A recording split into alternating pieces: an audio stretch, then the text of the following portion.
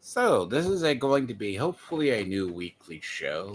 I mean, since Gray likes to make himself very conveniently disposed, uh, but he's a very busy person. So, I know he is. yes, And he's also very handsome. Which is one thing I don't understand why he doesn't use his camera anymore. But I do like the animations he's using for his little avatar, his VTuber avatar that he's got going on. I think that's hilarious, and I'm 100%. I think it's the camera is a technical thing because it's like me and my journey through OBS. Figure out how to get OBS to fucking run. My sound does not sound like it does here. Like, if it did, because I think StreamYard's automatically balances out audio. Yes, it does. But like OBS, which is supposed to be actual recording software, doesn't. Like, if I try to use my actual settings that I have to use for my Windows to pick up, like, I would need a sheer professional one just to do it. Yeah. Because my actual voice, for people who do not know, I have to keep it, the cancellation, like, on an actual mic about halfway, but for it to pick up, it has to be like 20 or 30 dBi. See, and that's weird because lots of times it has to go into the high range. Yeah, but yeah, you do have a higher pitched voice. It's almost as high pitched as mine. But it's weird. It's not cutting it today. While we're on StreamYards, it's not cutting out like it used to. So you must have gotten it a little bit more optimized. It's a game. It's a pure game that you have to play. And like Windows doesn't break. So yeah, so hopefully I'll have to get Gray or somebody who can. A lot of people I know who are the artists are usually very, very busy. So this is going to just be calm down, Vincent. We just wanted to keep you. We just wanted to get live just so we were still talking about interesting stuff, and you are very interested in what we're talking about, aren't you? To be fair, he doesn't know how to tease an intro. He's been trying to go after the weird commentary people. Oh, I know. I'm very aware. And lots of them are friends of mine. So I get some interesting comments, like Leon, Words of Paradise. I got some interesting DMs from Leon. Yeah, I dealt with him. You know what it is? He comes from. I had a discussion. He comes from like the arch community, but like he's the more extreme, I believe. Like he takes the. It's like there was a video recently. Eric July was talking about like why he has changed, and he goes through like, did you sub to me for the music and the comics? Did you sub to me for the libertarian politics, which was like under COVID, or did you sub to me for Rippaverse?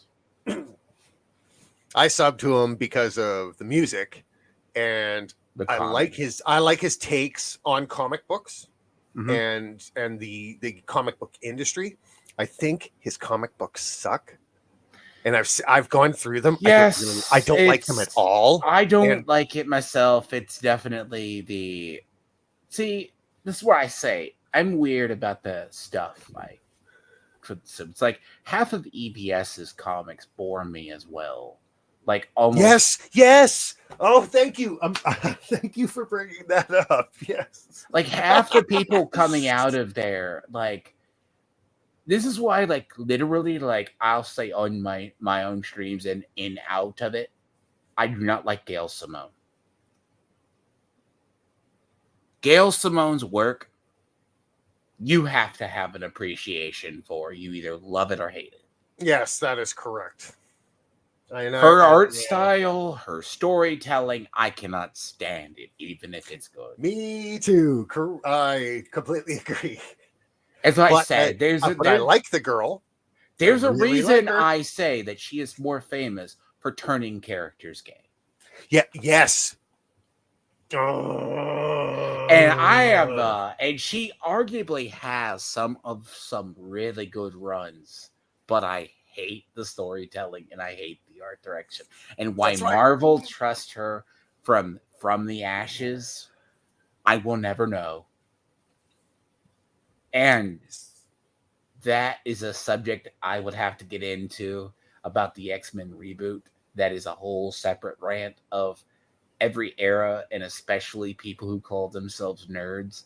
Like my whole current thing is I've never been so close to just unsubbing from several YouTube creators because they're doing stupid shit.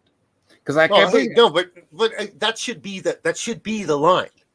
That if they're doing stupid shit that you don't like, why would you want to watch them? But are you able to make content from their stupid shit, which seems to be like something that over the last like 7 years has actually become a major selling point to a lot of channels. Well, like, just look at Gary. Just look at Nerdrotic. What is he? All of his shit is about criticizing the industry. But here's the thing: they make the algorithm and break the algorithm. Yes, correct. That's what people don't understand. But like Blurred Without Fear, right? See, basically what he's doing is if you take Eric July without the libertarian or borderline conservatism and you move him towards the left or leftoid, like progressive branch, like here's how good of a lefty that Blurred is now. And more he's talking about his life where he has his stepchildren. Like, I've watched him for 10 plus years. I've argued with him on Twitter.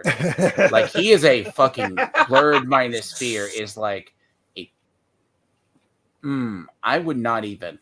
And he's like, he basically goes in, like, he signed off one thing at the end of Blurred Cave, attacking Marjorie Taylor Greene, which I guess is low-hanging fruit. Every video he equates to hating on conservatives or like he basically is almost peas in a pod with Dane if Dane was more of a comic nerd.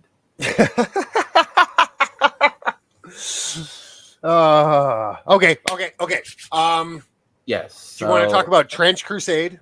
We'll get to Trench Crusade. You want to talk about and then we can get into the super fun stuff of talking about lore and then Siege. Well, the Siege of Terra official lore is what we've been waiting on for years. I know every single Warhammer friend of mine has like let's say 4 years ago, they've been waiting for the end and the death for like a decade, and now they finally got a story, and I like it a lot because obviously I'm new. I'm only 2.5 years into being a Warhammer fan, but boy, I loved it to death. There is some stuff that is bad in it, and Mortis was the only book that I thought was completely meaningless. You could just throw it away. By the way, why is Vincent almost nothing happened? I have a question. So, see, Vincent does the slow boring. He doesn't understand. With radio, it's like radio. You need to get the hook in before you get to the meat. Yes, that is correct. You give appetizers before you put on the main course. So the reason why I do talk about the video with Eric July, because like apparently, by the way, I'll have to maybe touch it with Katie did.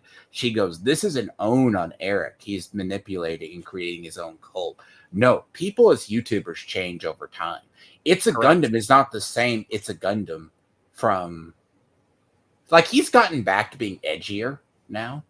Yes, he has. But he's become a massive stoner. I know. Yeah, he even admits it. His God, he is so bad. Who's his producer on his live streams? He keeps giving him shit about that all the time. How am I supposed to not kill myself if I don't do drugs? I can't think of who the guy is. That's like his best friend. Yeah, like he. But as somebody who's recently become sober, I completely realize I know why he's doing it, because he needs to keep going, delving so deep into the garbage that is the internet and that's what he makes content from, and that's what people expect from him. So, when it's like with Steve-O, when your whole life is doing stunts for people and being a trained monkey and going extreme, it gets really heavy on your mind and on your soul. I'm actually kind of curious what he looks like now, because I know what he looked like years ago. Like, if you ever want to talk about a pretty man or a very good looking one who aged pretty well, he is. Like, he's supposed to be like Native American, Mexican, and something else. Like, but he also has told the stories of he had to change his content because YouTube copyright struck him and told him he couldn't use his puppet anymore. Oh, yeah, that's right.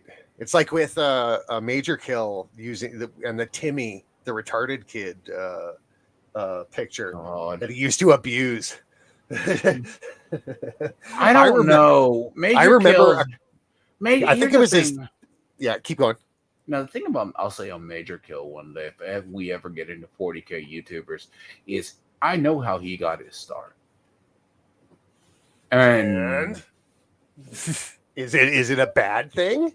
Did he bang some retarded girl and somehow her dad worked at Games Workshop or something?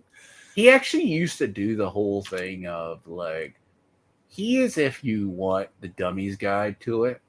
Yeah, exactly. I've also remembered that he's an incredibly jealous or weird human being, by the way. He's not totally racist in an edge. Oh, he is totally racist.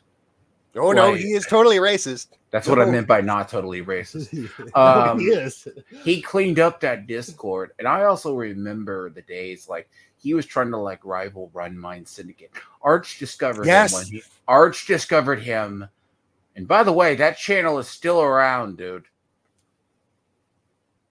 I would love to check how many views One Mind Syndicate does. And if they're guilty of anything, they're guilty of reading the wiki.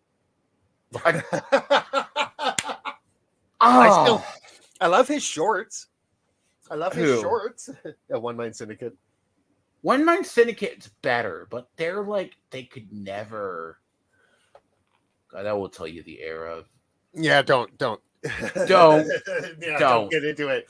Don't deep dive. They are horrible on lore. Let's stay on topic. We're good. No, but only thing about war that I would put them in the Grifta sphere, because that's right. I start to apply. He is like if you're normie, right? Because he came out of like Arch discovered him. He had like at the time, you can go back and find it. He had like 50,000 subs because he was doing Warhammer memes. Yep. Stuff like that. Arch was still like far bigger, or like he didn't have that many subs compared to it. And he started gaining subs because Arch talked to him. Arch began his channel in several when he became bigger. Like Kirioth didn't mind talking to him. He talked to Markiplier, etc. Yep. And then, but Major Kill was this weird exception.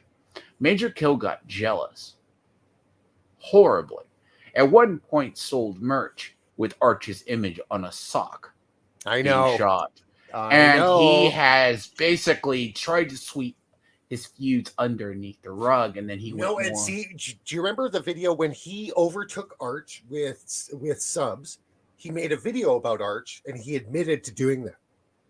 Oh yeah, it took how long? And the only reason Arch's channel stopped growing was because of shadow banning. Because of the hack. Shadow bans, and he stopped giving a fuck. Yeah, exactly. I think it was right after GW like gave him the cease and desist to say you have to change your name.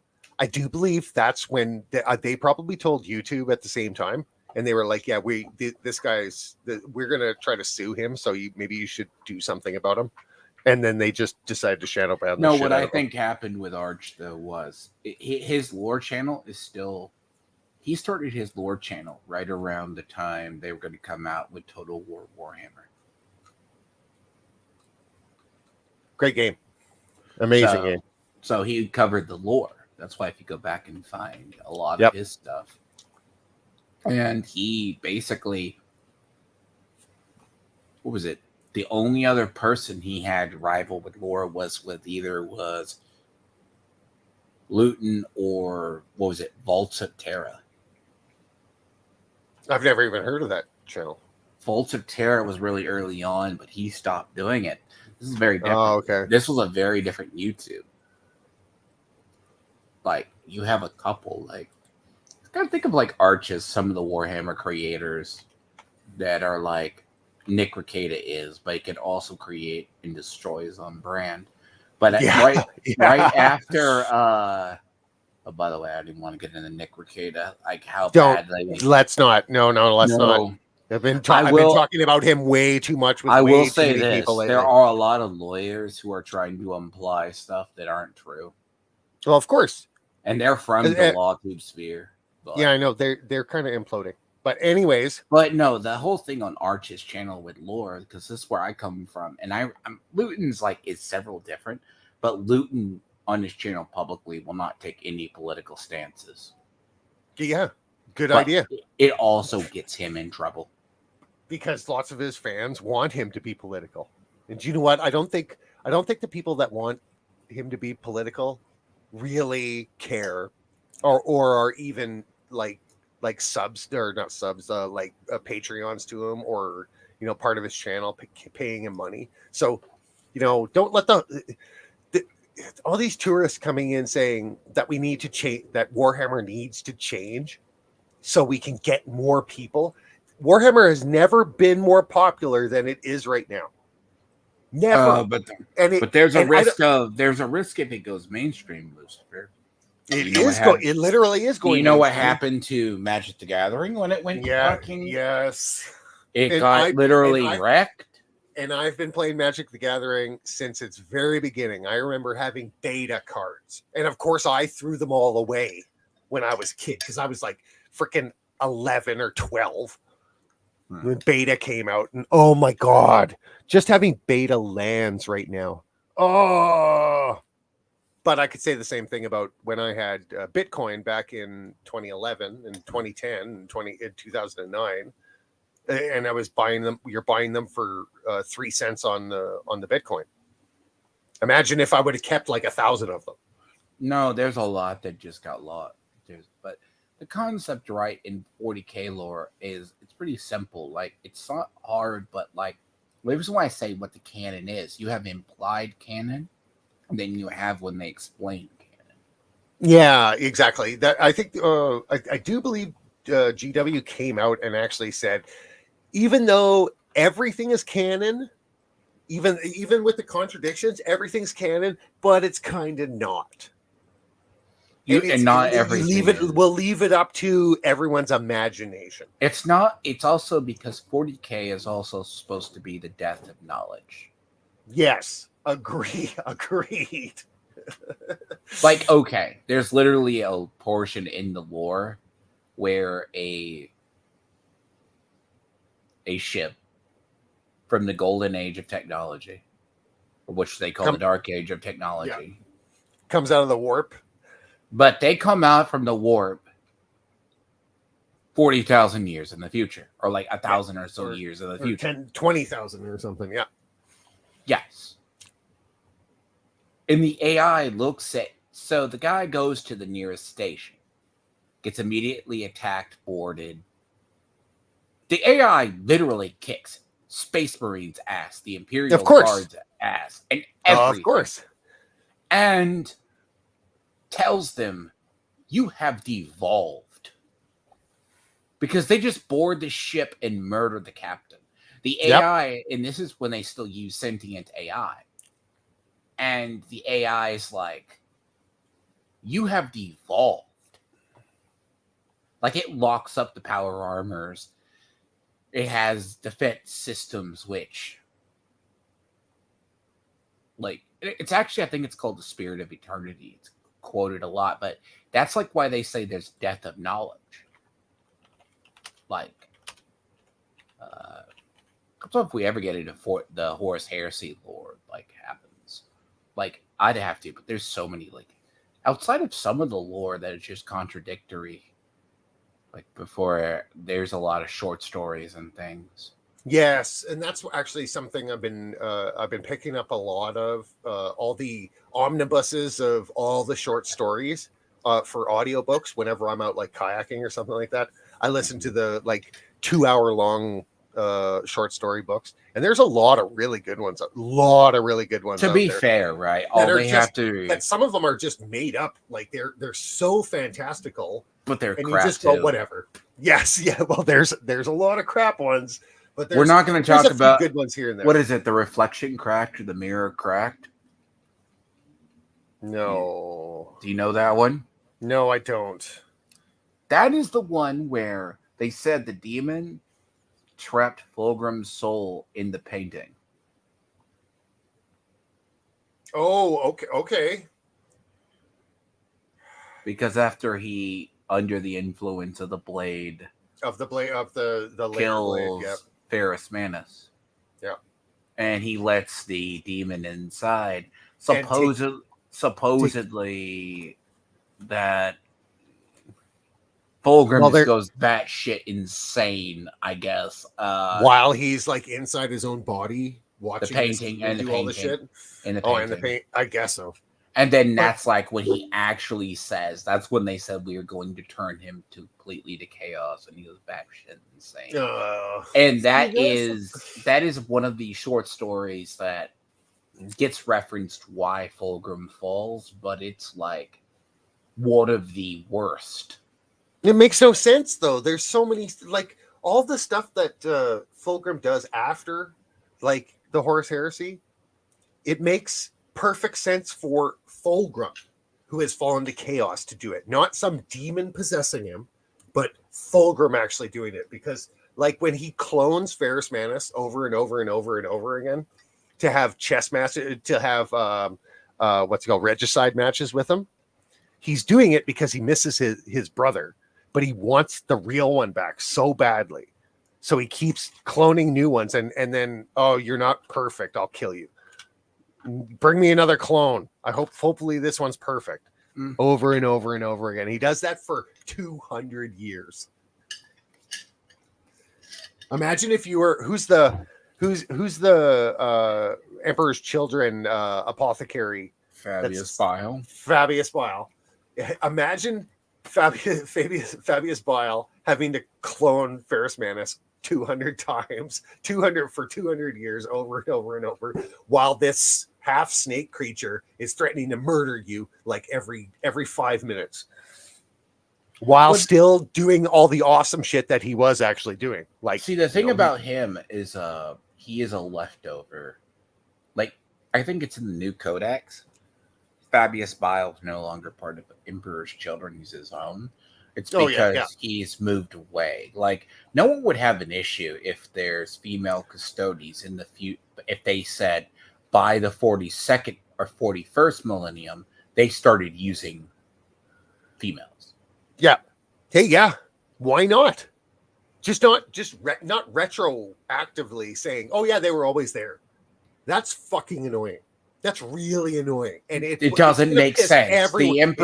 The Emperor's gene crafting was superior, because even by now in 40K, the Emperor's gene crafting of custodians is like foreign to it's like most of anything. It might as well be Dark Age of technology stuff.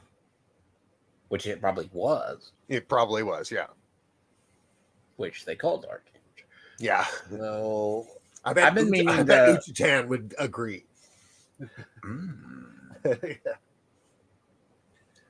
Oh, I saw a video recently. Smash JT just got into it with somebody else, or yes, I know. Vincent wants to bring it up, but I don't care. But not right now. I don't care enough. That man is friends with Tony. I don't give a fuck about him. And Stuttering Craig.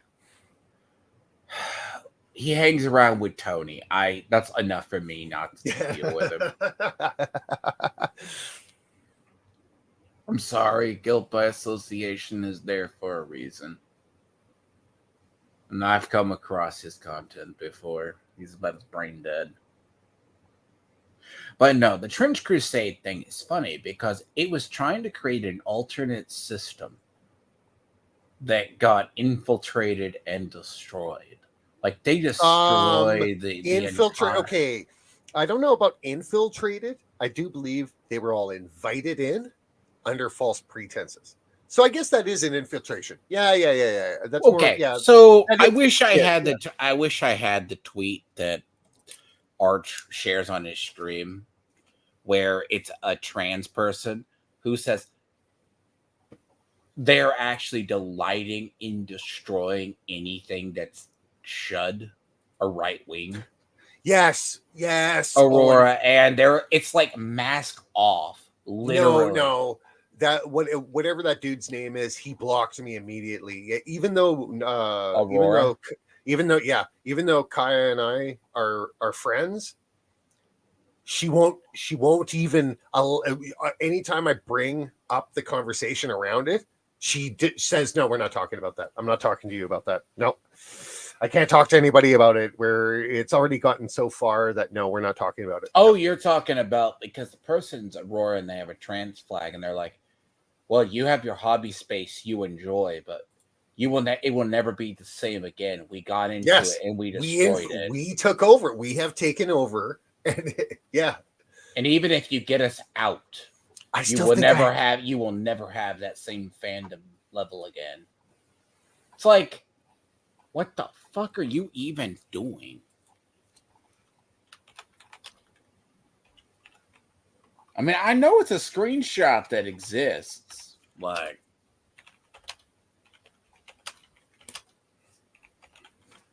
I mean, yeah. You still find it? It's still referenced. I'm trying to look it up right now because I'm going back, but I've just got if I keyword, yeah, I still got like 3 days worth of fucking shit that, oh fuck, I've delved too deep with too many people over the last like 2 weeks, and it's and then after I super chatted Arch when he was on Side Scrollers about it, then everyone started like DMing me, and I had to cut down my DMs, and then all the replies started, like, people started mentioning me, so it's like, fuck. Oh, I'm barely even involved. Why are you guys tagging me in this shit? Because it's because you're Chudhammer. It's like I delved into that. I am. I embrace it. Please. Basically, you know what I did? Like, I've been trying to get like the one, not like people. I barely got in there, and you know what they immediately started doing to me? They immediately started trying to out me, show my models, show my armies, show where I was from, and they tried to dox me and fucking destroy me, dude. Fucking weirdos. And they're shocked I blocked them because they started creeping on a profile that I was using. Now tell me that's not fucking shit. Those people are weird.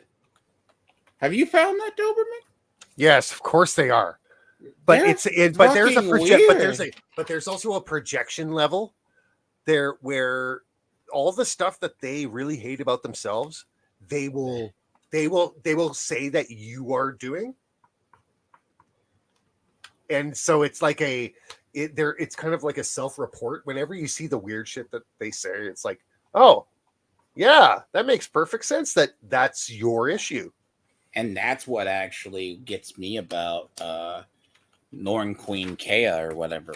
She embedded herself with them, and I'm just like, and I keep seeing these same names, and they're like, but we go to the hobby store. But you know what's also funny? They also embraced AOS. Of course. Like, ha! Right? Hey, they like AOS. How enjoyable. I'm sorry. You can have you know why we call Sigmarines, right? Sigmarines? No, I don't. Please explain. So when AOS was launched, they made. You don't know what I mean by Sigmarines, do you? No, I do not. Are they the Stormcast Eternals? The Stormcast Eternals, yes. Or is that what you're talking about? Mm-hmm. Where Nagash is not allowed to steal their souls. They belong. They're like, it's like the Slanesh thing with the Eldar. Well, it's, he finds Sigmar. the whole thing of they are what they see. Okay, the joke in AOS, right, is when they launched AOS, they relaunched the New World. This is what I'm saying. This is why I said they look like Sigmarines. You see, Lucifer? I'm sorry, I'm talking with Aiden. Oh yeah, they're Space Marines. They look badass. They're Space Marines. They if look you badass. Put them in Warhammer Fantasy or the more I would proxy those. Yes. They look beautiful. Yes. Actually, they look. I actually think they look better. I think these are the more newer ones. Like it's kind of like, but like you look at the old half the range. But Jesus Christ, and the bird on the oh my God, I want. They are. That is the. I want one. I want one right now. To be fair, but they also canceled like half their range with the new edition. That's why I said they got 4th edition coming out. Oh, you should, bro. You should see my office right now. I'll take some pictures later and show you. I got Sisters of Battle and a whole bunch of Chaos Demons all set up on one of my armoires, and then I've got one set up all on my wall and stuff like that, and I've got a Sanguinius one that's right in the middle above them all. But now I need more Chaos Demons and more kind of like something that would look like more braggadocious than Space Marines. And I think getting some Warhammer Fantasy figurines would be perfect. Because I'm really thinking about making a big, huge diorama. The thing is, when they launched Warhammer Fantasy again, which was the old world. By the way, they also announced that they're going to do Cathay. They didn't say initial, but we all said they were going to do Cathay in the old world. Like, I know enough about AOS lore, but the system is supposed to be a cleaned up system or alternative, but it's more fantastical than it is anything else, but it has good models. But a lot of these people, weirdos on Twitter, come from that, and they'll go, but we have it, but I'm in the space and whatever else. It's like, but are you really in the space? It's like my issue with Norn Kea. She has 12 armies, and she doesn't know shit about the fucking lore. Do you know what's weird? She doesn't know anything about before 40K. She hasn't read any of the Horus Heresy or Seeds of Terra novels. Oh, I believe it. But she has read a whole bunch of the 40K novels, and she's recommended a bunch to me. Oh no, she recommended the one that was done by the Black Library authors that are the ones people are hating because they don't consider. Yes, like the Talons of Horus and like all the stuff for the Chaos Legions. Yes, we don't consider it canon because why would in the 40K verse would the Mechanicum have a non-binary person? Yeah, literally. Why would anyone go? It doesn't even make sense. And this is when we talk about the Black Library author, because I think I brought up on one of my previous streams. Did you hear about one of the current BattleTech writers tried to turn one of the classic BattleTech characters into a trans person? Yes. And then the original and then one of the original author had to come out and go, no. Yeah, that's right. I think Razorfist called it the bitch slap from a decade ago. Like it came. It was like the Flash going all the way around the earth just to bitch slap this person. Going no. And apparently, it was quite a because very of the current BattleTech writer that is actually trying to actively change the lore while the person's still alive. Well, at least wait for the person to die. Death of the author, at least. Come on. Well, they're going to go back to the original death, but it happens subtly. I mean, at least ADB at least contradicts himself while he's alive. Aaron Dinsky Ballard. Yeah.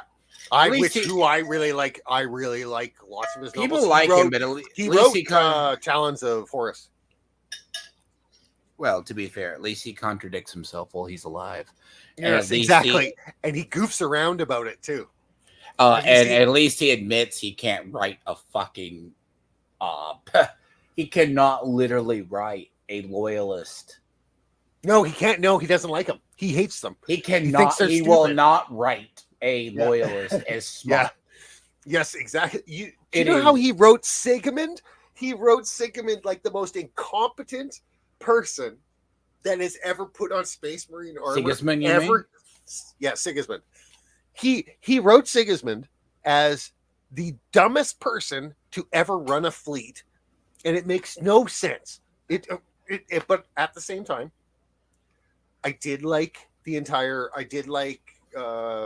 his like portrayal of the traitor legions. I did like how he makes them a lot more you understand why they're doing what they're doing.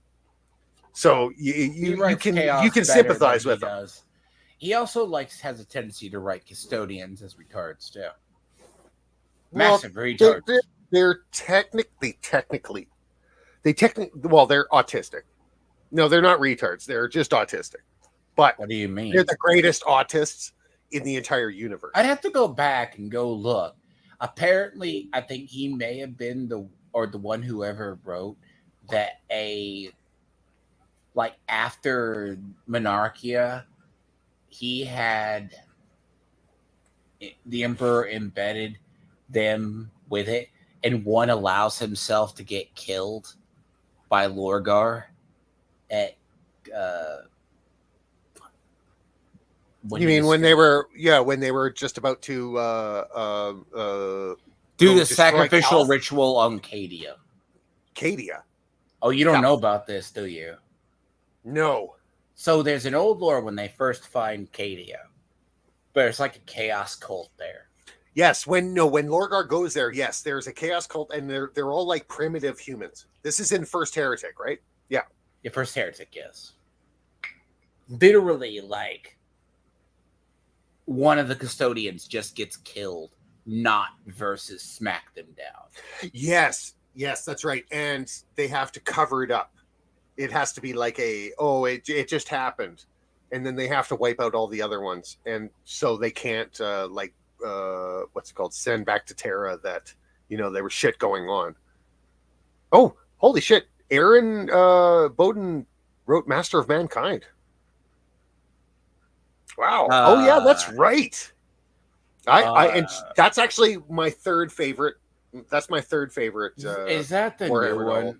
The Master of Mankind is the one where they're doing the war in the Webway, and the Emperor actually talks to the Custodes a whole bunch of times. It's like, I think it's okay. Like a quarter of all the dialogue is actually the Emperor. He do like what was the reason? Oh, and Aaron wrote First Heretic. Cool. So, I think though the Master of Mankind's not the original one, right? The new one that just came out a couple of years that destroyed the Emperor lore.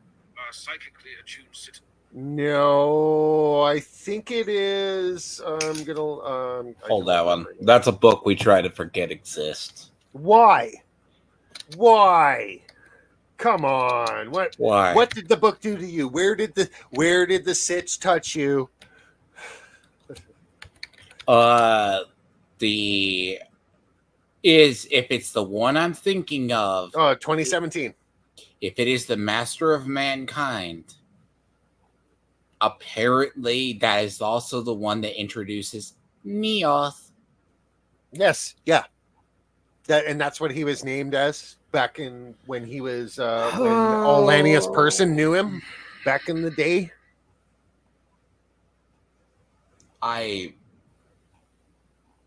You know why this book's forgotten about, right? No, of course not. They destroyed the character of the Emperor. No, they did not. He is the most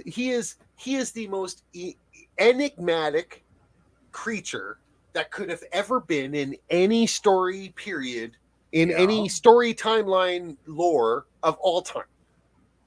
There is a billion different representations of the Emperor, and that is by design. But it's to be fair, like with DC explaining the origin of the Joker. Yes, that's a very good comparison. At this point, don't do it. And the sin of that book is they named the Emperor as Neoth. And then he said he's an incompetent asshole that needed a woman to create the Space Marines. Or Astartes. Yeah, the most ingenious gene crafter who is on Luna and was a perpetual that he knew about from 20,000 years before. Yeah. Or she was the mother. And she was the mother of the Primarchs, but she also knew exactly what, she knew about the Emperor and all the other perpetuals were yeah, fuck you. Yeah, we need to get far away from you, motherfucker.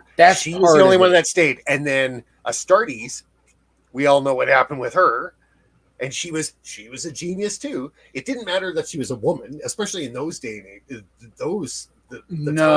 problem is with the lore in the scattering, right? The scouring or the scattering? The scattering. Okay. So, what do you know of scattering? You mean when the hyperlane or the warp lanes? Yes. And when finally after the Primarchs were built, or she opened up the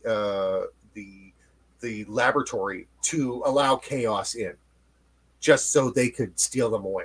That's what she said to my favorite character of all time, the ultimate professional, asshole, who was a perpetual but now isn't. What's his name again? What? Say his name. Well, that's not the same call. No. Supposedly, Call has been around since. A portion of Call has been around since. Well, he's got 7 different personalities at this point. No, I'm talking about the one from that was working with Olanius person. God, why don't I remember his name? But you know what's funny? I've got a million things on this line. The book also says there's a version of Call or one of Call's personalities that actually was around the time of the Emperor. And the reason why the Master of Mankind gets a lot of shit thrown at it is because it does portray the Emperor as borderline incompetent. Because if you go back to the earlier, I think it's the first Heretic, where they go and take the demon, takes the he goes, Lorgar, give me 100 of your sons. I'm going to go through, and he goes through the scattering of the Primarchs, and they're the ones supposedly who take down the Gelafields that allow them to be scattered. Well, okay. Okay, sure. But that doesn't manipulate the events, or no, it doesn't exactly. It almost doesn't even make sense to that's how he created the first Gorbaks, the possessed Marines, Gal Warbacks. No, Plague Marines? No, the Gal Warbacks. What? What? I've never. I don't even know what you're talking about. You don't know about that. No, I do not. The Gal Warbacks, the first of the possessed Marines. The first of the possessed Marines. I would have thought the Plague Marines from the. They're not possessed; they're corrupted. The in theory is when Mortarion fell to the Gal Warback, right? Are demon possessed Marines that have can turn into demons. Okay. And armor. See, and when the what's it called was relit, the Astronomicon was relit during the final book, and all of the Plague Marines that were on Earth at the time, because the Astronomicon was relit, it started blowing them all away. Remember when they were trying to do that big what's it called, that big seance or the big ceremony to so they were building up the big we'll get to that skull throne and crap. The Trench Crusade thing yet, yeah. Okay. So the idea of the Trench Crusade is it was supposed to be an alternative. It is basically a setting of centuries before Templars who had won the Battle of Jerusalem and kicked Islam out. But then they got tricked into opening a portal to hell. Based. I love the sound of this already. And tell me more. Then it's the setting is like an alternate World War One. Yes. But it's like medieval punk mixed with what is it, the Victorian style, steampunk style, but it also has a little bit of doom in it. Ooh. Some artwork you can't really show because it's very adultish, but it has these demons or these knights that are they take them down and they have versions of Space Marines or their holy warriors who have to be empowered by God to fight demon possessed people, or knights are very holy people who become corrupted souls in hell. Then they come back. This was the premise of Trench Crusade, right? The year of our Lord, 1914. This brutal, merciless war between the forces of heaven and hell rages on. Yes, this is not just a fight for survival, but a cataclysmic struggle that will decide the very fate of humanity. But this whole thing with the Discord, right, goes back to what I was saying with Aurora. Yes. People got into there and eventually started just straight co-oping it. Of course. Now, they had to clean up that Discord. Let me guess. A lot of them hate Jews. Because I'm sorry. Can I throw out the meme of already for why is it a lot of progressive people are more racist than right-wing people? It's that they believe that their racism is justified because of past racism or past discrimination or past oppression. They have the idea that there's you're either oppressed or an oppressor, and if you're oppressed and you're a victim, everything is permitted. Any kind of action. That's why they thought October 7th was a great thing. You can go as you were oppressed, so you should be able to go do whatever you want. And then whatever you do to your oppressor is completely justified. And I won't even talk about anything that they do. No, they were oppressed, and whatever they did, that's fine. That's fine. They were fighting against their oppressors. Don't you think if you were a slave, it would be okay to kill your slave master? Act holier than thou, but it's fine. Of course, but that's literally what it's all about. Is the holier than thou. That's what I mean. That's why it's the oppressed versus the oppressor. But they don't want to end oppression. They just want to become the oppressors. That is literally their ideology. So this is what some of the artwork from my God, Trench Crusade. Beautiful. So they have to create demon or basically it got so bad they only were able to push back the demons because God intervened. Oh yeah. Well, yeah, you have to. Yeah. Basically, when you have supernatural beings coming out of nowhere, you have to have another supernatural. So, and the thing is, there's really no models for this, but they release like the STLs or like. I'm looking right now. I see SD already has stuff. Trench Crusade minis. Now it's done by 3 people. The reason why I say it has like weird Templar artwork, like mixed with like lots of crosses, lots of very and the pointy hats, lots of stuff like that. Like yeah. It's like it's very good looking. It's very for a system that literally had no, like, these are like one of their top people who get empowered by God. Like, they're like super monks. Sweet. I would paint that. Like, and they did release a model for it, right? But it's like Witch Burner. Yeah. Like, and this is just what they do. And it's like, so there is something wrong with it. It was like, not Conflict 47, but there was a magazine, like a big What If, that was trying to push female space marines, was trying to work with them, but they got quickly out. But there's also a whole thing that the rules in the Discord were like one of the lead mods. This is why I say I think community managers are cut from the same cloth.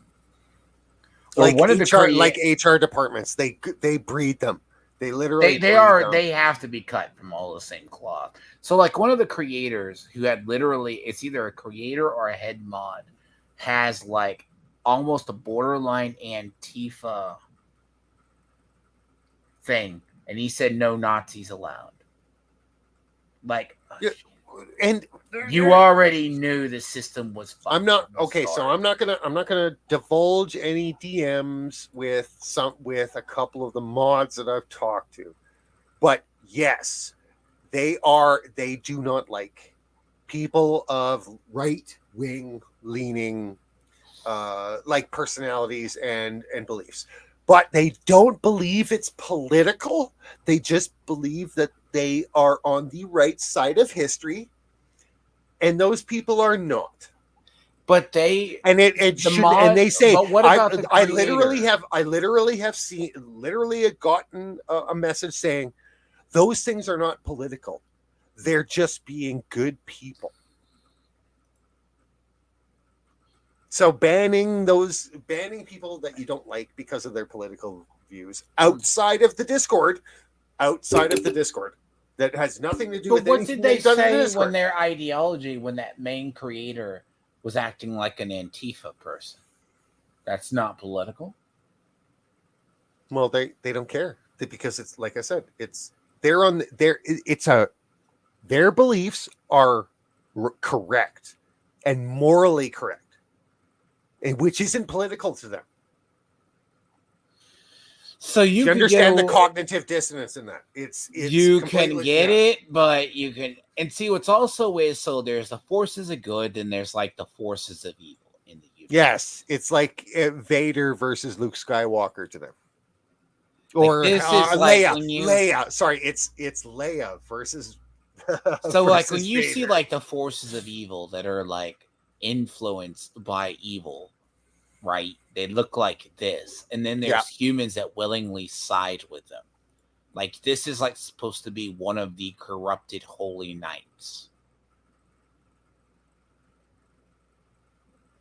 It's a good looking picture. I like it. Oh yeah, don't get me wrong. Like it's an interesting concept, but like it could have been the alternative. But I really like the entire howitzers. That like the 1-inch barrel. These are like, this is actually like one of the demon monsters or stuff like awesome. This. Lots of mouths. 20, 60, 300 mouths on it. Then there's like tanks and all sorts of stuff in this. Like they came up with the files. I want miniatures that have nothing but mouths, eyes, and wings. That's what I want to see. Mouths, eyes, and wings. Boom. See, but the thing about this is when they got in there, they utterly destroyed the Discord. Then they had to kick all the people out or change it, and it murdered it in its sleep. In its crib. They murdered it in his crib. And nobody will. And to be fair, because of the creators, one of them is like, I think if one of the lead creators is like an Antifa personality, that system is doomed from the start. No, yeah. Well, I don't understand why. I don't understand why people. The rules literally. They don't apply to them. The rules. They had the rules of the Discord, people that were there, and they said it was fine. Like, well, yeah, you could take one of the rules on the Discord was nothing political is allowed. All political talk will be banned. But then as soon as left-wing political ideologies were brought up, they don't get banned. And anyone talking back against them and criticizing it, saying, "Hey, maybe we shouldn't. Maybe we should just leave that out." You know, it kind of like ruins. The entire did you catch all the left wing people who got in there and immediately started DMing the? No, of course not. Moderators. I literally asked them about it after one got banned. So I DM'd them all and was asking, it's like, what's going on with this? And of course, what do you think happened to me when I DM'd the mods, other than Kaya? What do you think happened after I DM'd the mods? You either got banned or blocked? Yes, I got banned. Yes, I got immediately. No answer. I just asked, oh, what happened with this? He just asked this, and I used the screenshots from them that they sent to me. I'm like, what happened? Why do you get banned for this? For asking why is this political stuff allowed? And they got banned. And then I got banned for asking why. But there was evidence, just like the Helldivers Discord,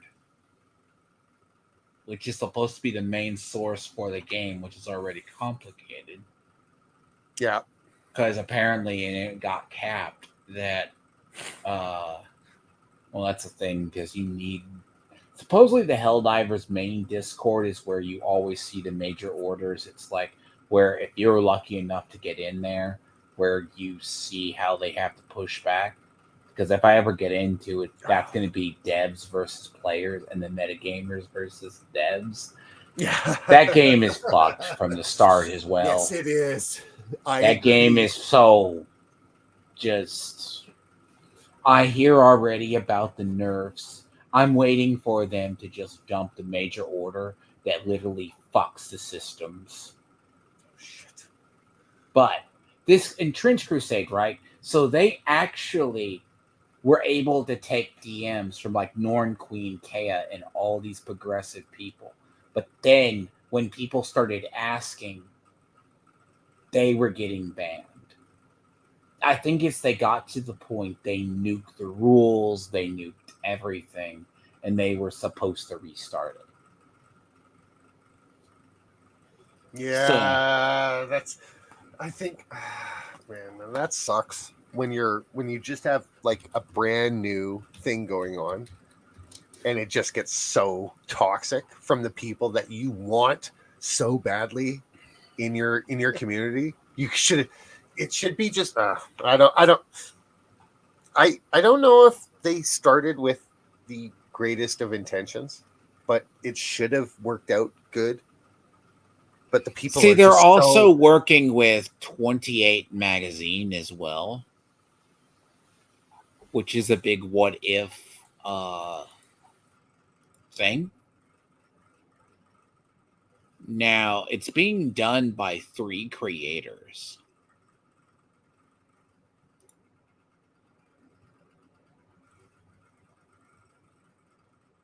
We lost Lucifer.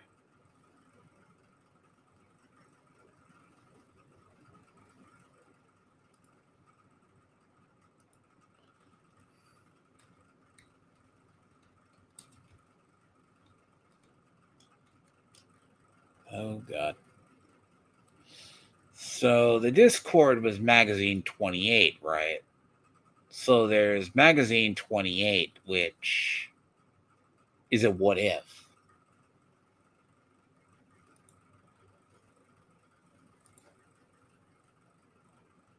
Feel free if you feel uncomfortable with an issue. No insults, personal attacks. Treat others with respect. Post anything racist, sexist, homophobic. Keep in your mind if you're talking about politics. Don't troll or cause or be a dick. Do not spam.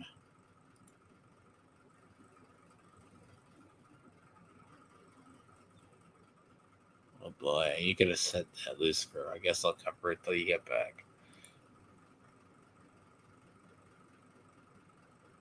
Getting hooked. Jesus. You're acting like that. That's going to be if there's a tech there.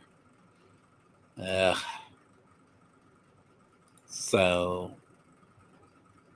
no explicit sexual stuff or overtly graphic, even though half their artwork. No doxing or posting private DMs. No talks about piracy or links to pirated stuff. Blah, blah, blah, blah. Keep Kickstarters and virtues to the marketplace. Heavy-handed rules, but I don't know. Team 28, though.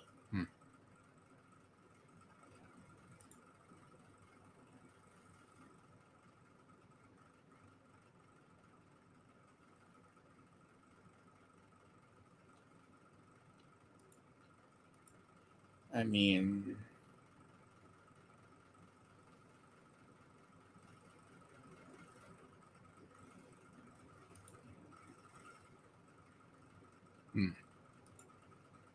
so basically, right? That's standard rules.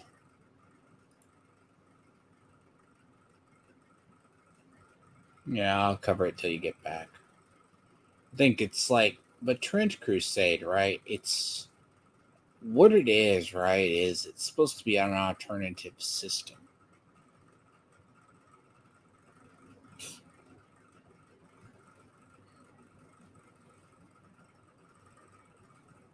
I mean, but when I say mods are cut from the same cloth, I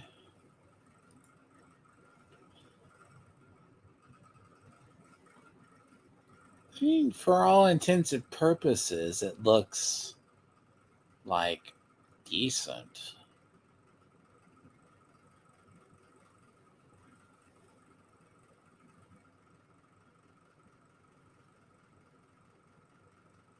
I mean,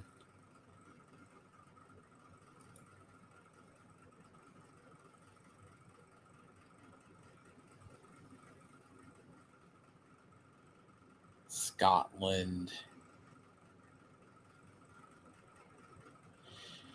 Yeah, but Trench Crusade, right? And it was the first, basically, it got murdered in its sleep, utterly. Now I have to wait for him to get back. But, like, this was, like, supposed to be, not that there's a culture war here. I think.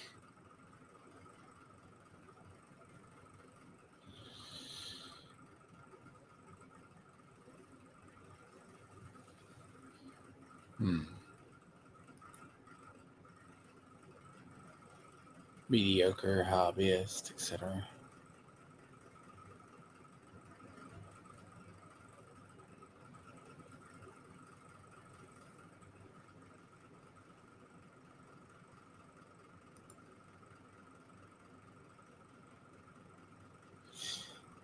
Yeah, so you can bring into account the issues with Team 28. Team 28, though, for if those aren't aware, is a very what if. Because the thing is, if I recall about Team 28, they had some very sexually provocative items in their basically repertoire. They also had this thing of promoting female space marines. They were, and it was done with basically, I guess, it's a very much, because I have heard about them.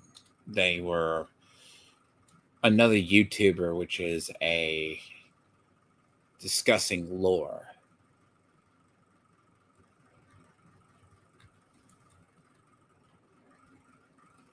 There's also some stuff it has like, yeah, see, this was Arbitarian's video.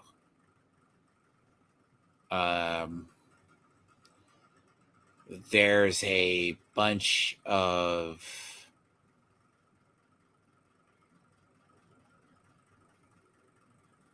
also Space Marines doing each other as well.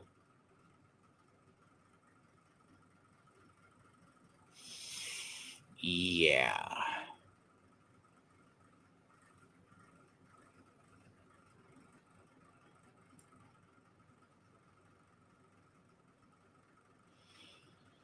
So I was waiting for a little bit.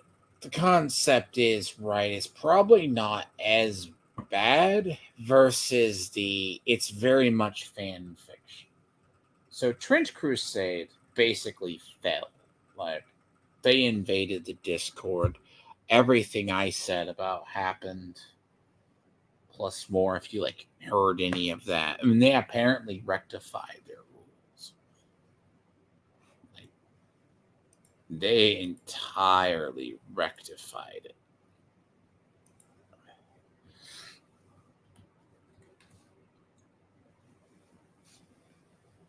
You know. And it's a little weird. I mean, it seems like a normal Discord, to be honest, when you look at it. Bunch of mini people.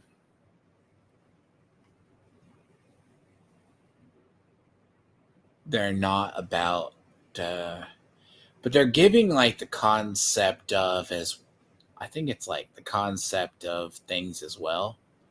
Like you're doing the STL files, which allow you to 3D print. Which makes sense, right? Modern, or it's 3 people making the system.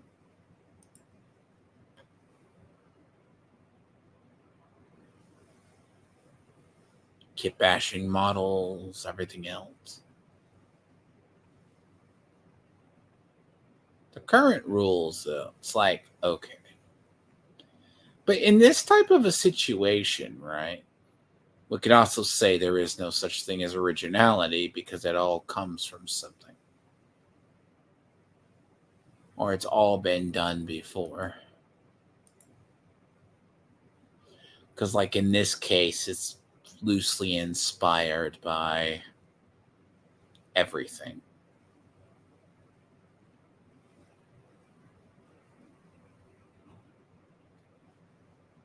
It looks to me like I remember they cleaned a lot of this up.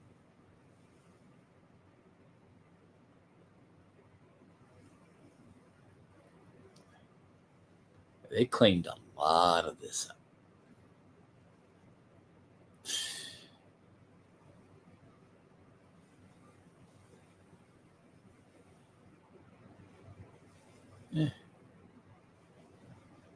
You have a couple. But yeah, this was basically infiltrated and got, or they just came in and took it. The question is, would you trust this? Because usually my thing, right, is I don't trust a creator. I mean, yeah, I play Magic, but bear in mind, some of those people are utterly super liberal.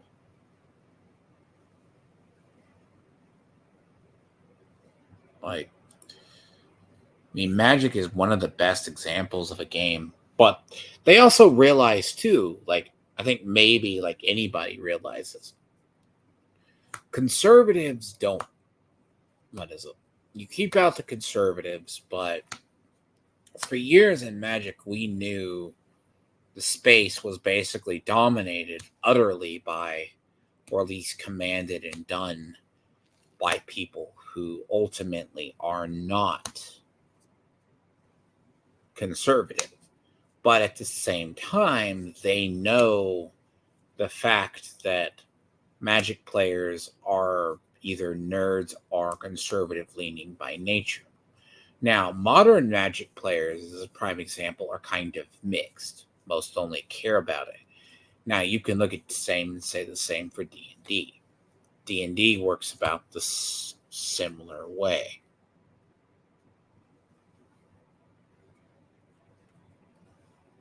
Now, you can have a conservative-leaning space that's run by basically massive leftovers or influence.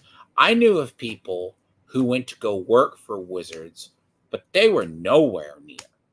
But you didn't have that open policy right up until, what set was it?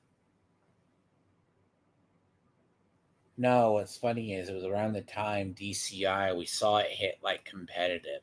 You saw a bunch of like, I'm not saying transgender judges or non-binary judges, but you could tell it was like very early on, 2013, 2014, very modern era.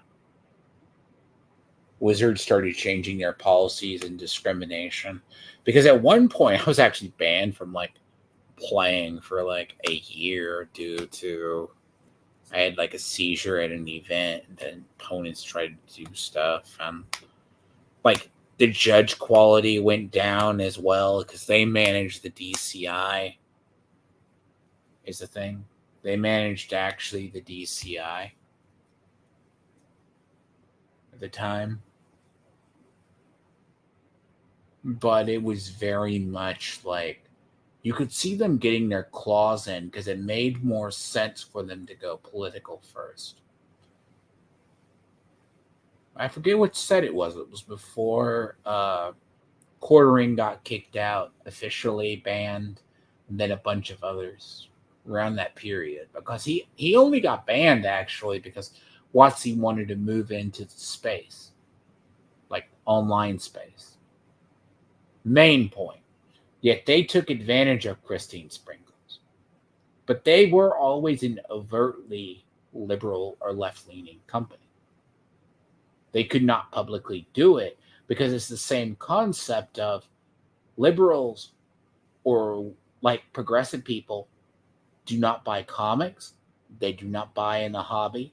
And they don't stay there.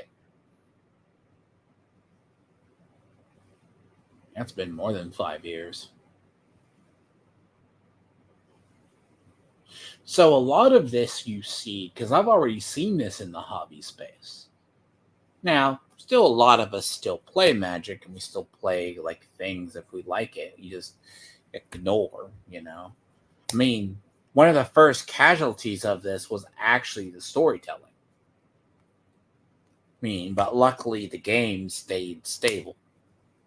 The game stayed utterly stable. But the narrative went to shit.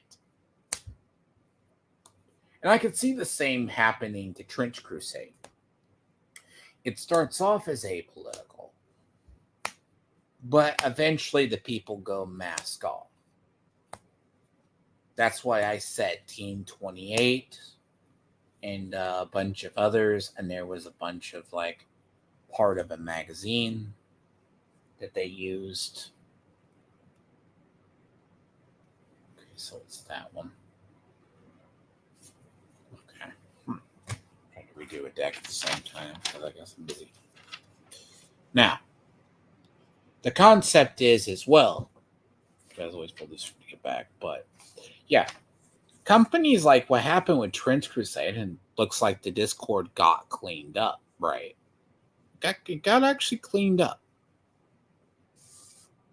But the rules should have been standard or there in the first place. Why did they allow why did they allow that? Which it's been meaning to talk about it because I'm trying to get a hold of people. It's like to do it. So here's the problem with like this. You need to have a same standard. Because to me, every time I've seen, whether in a space, liberal people or left-leaning people do not buy comics. They'll buy 1 or 2 issues, say they own it. But in reality, they don't own shit. They don't care about the space. They buy it, 1 or 2 things. That's why everything that is meant to pander towards them fails. Well, you know why they got banned, don't you, Lucifer? Quartering was in this space. There was also another person that I knew in the space as well, MTG Lion, because Wizards had the problem of how do you come into an online space? Well, first off, they wanted to go into an online, like YouTube. Basically, you'll hear this echoed with GW later on.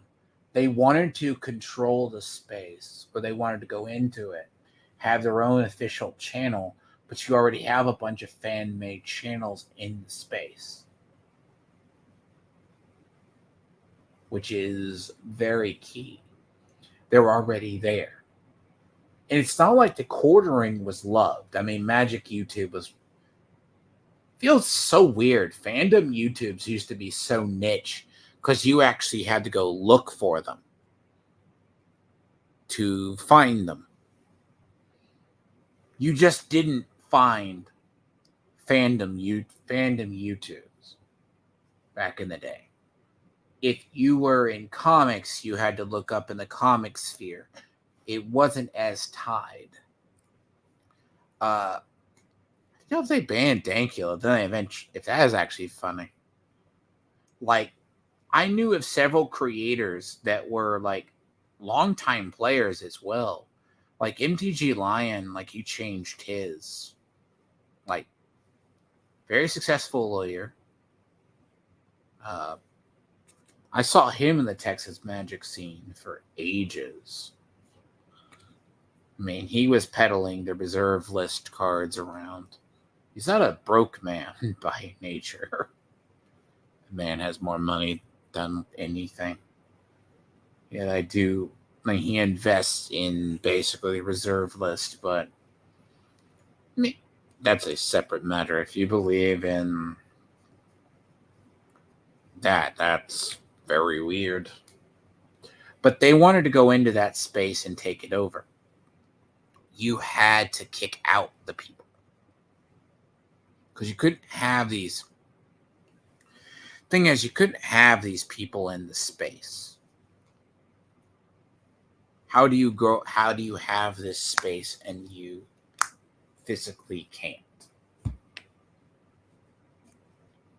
But there's also the thing of if you're trying to market to people as well.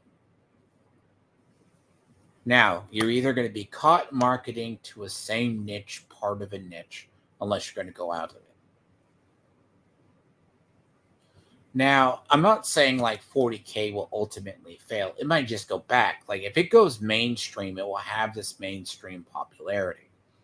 It's kind of like if you've ever seen in D&D. D&D hit the mainstream.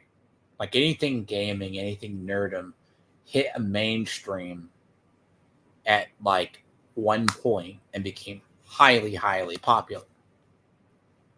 Now, if anything hits the mainstream, it always gets the attention of negative people. Then comes the normies, and you are physically having to deal with them. Now, The funny part about the activists or the people who feel gate kept, they become the gatekeepers.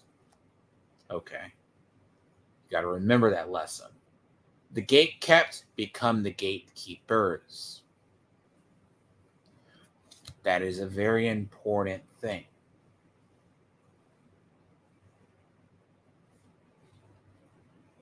They really, really don't care about the actual space they're a part of.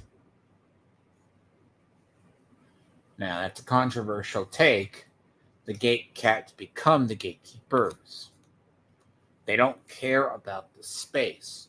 That's why that one thing I brought up about the Aurora person, and no one wants to talk about that person because that person is the person who was mask off about it. They had no basic intentions of hiding the fact and who of what they were. They went into the space knowing they were going to wreak havoc and destroy the thing. You can argue and say they didn't have that intention, but no one believes them. Trust me, I have seen entire hobby shops die because one random political asshole or a leftoid got in there, turned the community upside down, ripped it out from its core, okay? Ripped out the entire shop, replaced it with people, and I watched that the game store die. More than one occasion. I was at a game store at one point, and I kind of refused to go back to it because they're like,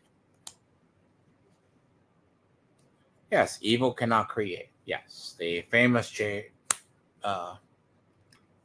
quote. They go in there like this one guy, and it's like clearly, but it's not like he didn't understand. He did not understand the base. Like he didn't get it. You know. I knew of another store who wanted casual. That's why my area is just cursed, really. As far as Magic players go. I've talked with owners in my area. I need, in fact, do that because I need to go get a Modern Masters deck, Modern Horizons deck for the Eldrazi before it goes super expensive. That's going to be a really expensive set, by the way. Probably the first one in a while, but that's going to have a lot of... Man, if boxes weren't going to be super expensive. I'll be honest there. That's because it's Modern legal as well as Commander legal. I haven't seen prices recently, but I can pretty much assume it's going to be $10, $15 cards all over the place, if not more.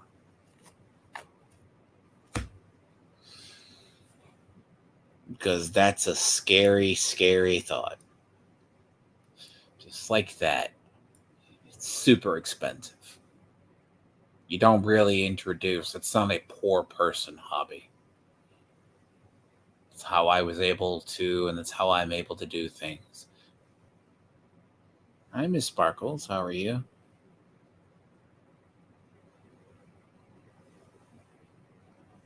So the concept, right, in these spaces, like, if I'm asked about gatekeeping versus that, but you have to either gradually grow the space or it's kept.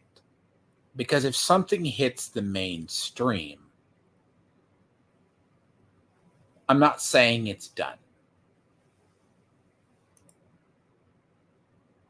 It's hard to actually conflate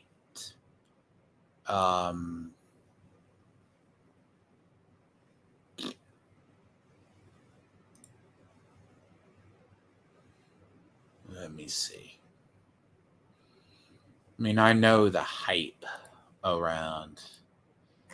Look, I know the hype around this set is big.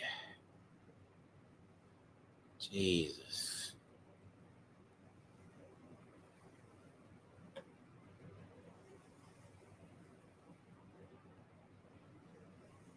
God.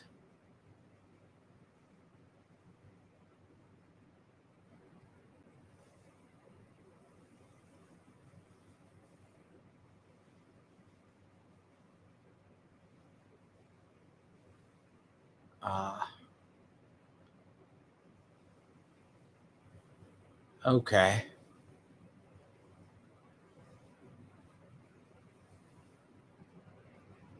Yeah. This set is not going to be cheap.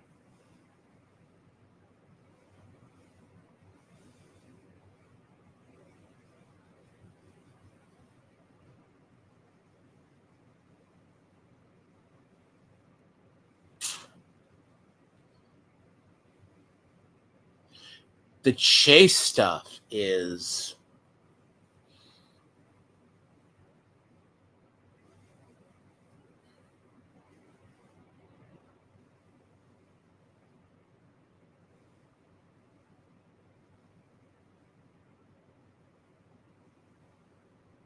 even though it's built from a lot of like it's actually I think it's either loose art or what they call trash art they have stored away for years. Jesus. All the mythics are $25.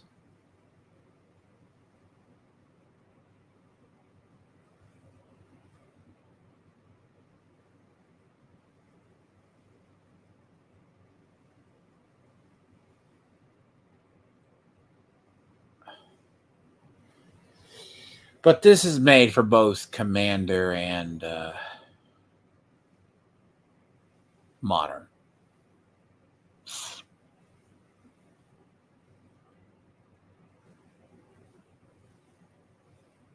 I'm not going to even touch the whole it's Eldrazi. Part of it is saying that, and then part of it is understanding. Not good.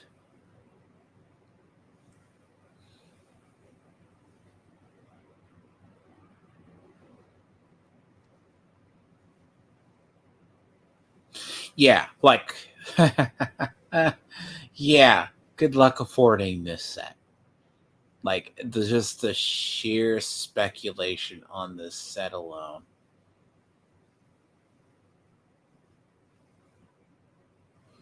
It's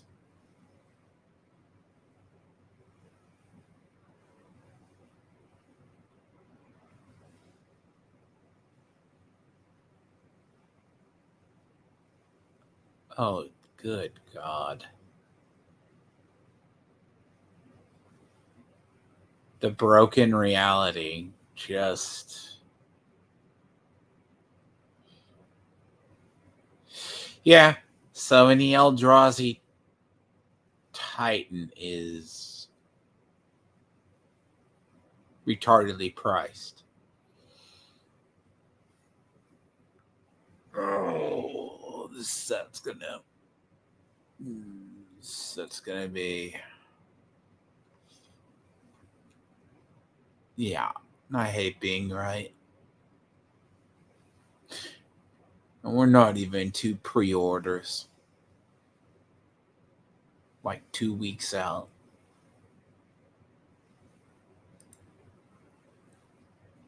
Every single Eldrazi Titan, the new ones, is 50 plus or 40 plus. I think except for like a couple. Now, in reality, it's made to sell Commander more than anything else. Right. But who can buy this?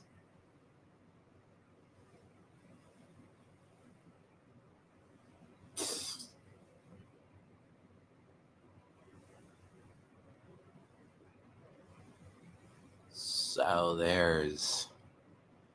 Now, I will say this is a payoff to the commander deck that's the Fallout commander deck.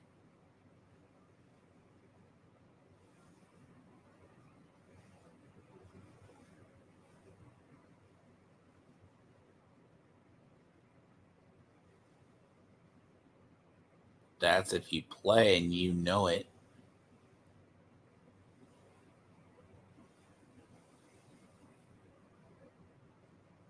Yep.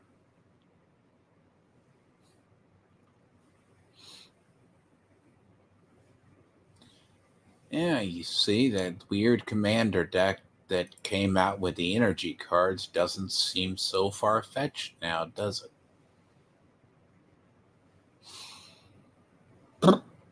That means that deck ain't gonna get around. Do I even want to know boxes pre-ordering?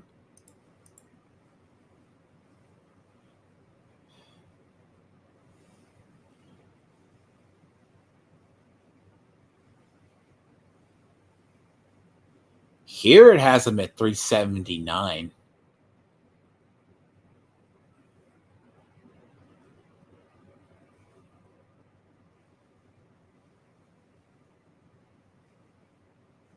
They have 46 in stock.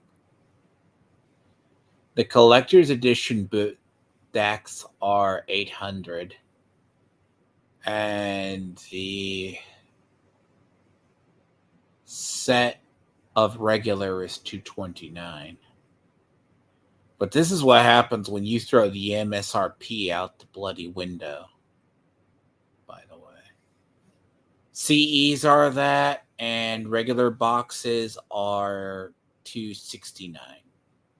So that means stores are getting them at almost $180. And cases are almost $16. I'll be right back. That is ridiculous. That is ridiculous. That is one of the most expensive sets in recent years. Jesus.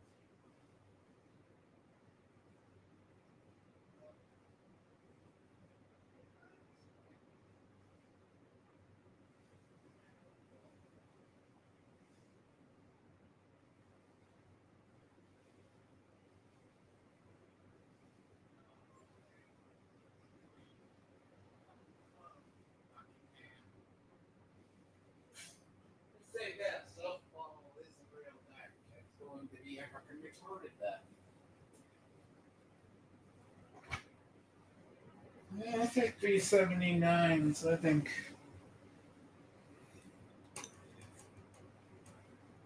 that's play boosters.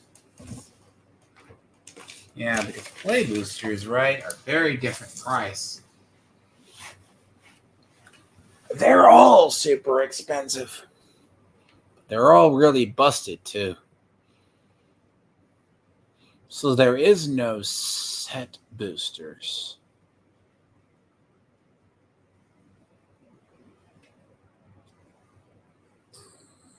See, normal boosters are 8.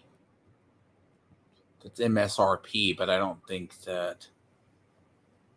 I don't know, right? But Modern Horizons, though, is a premium product.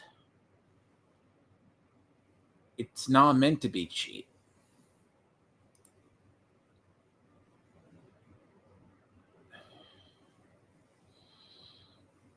But the question is, what cards become good and what cards become...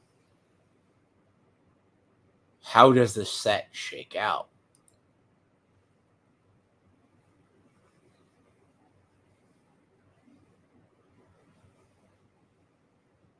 I mean, as a person who does the speculation game, right?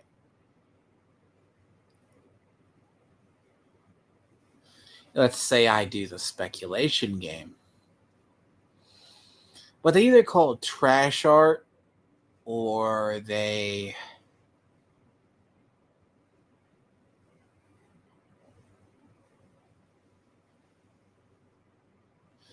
It's slosh art, as they call it sometimes, because it's stuff they never used.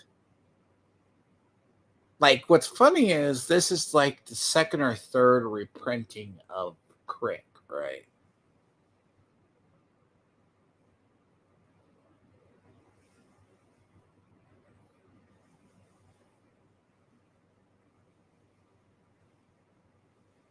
So if you're going off slosh art,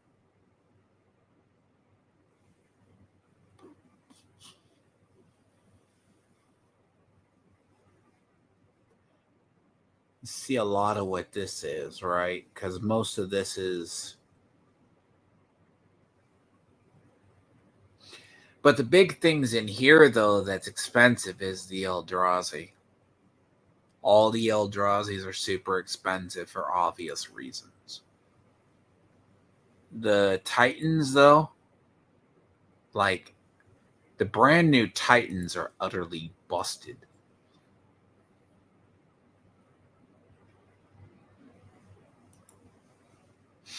As Titans should be. Slush art is art that's not used or they threw away.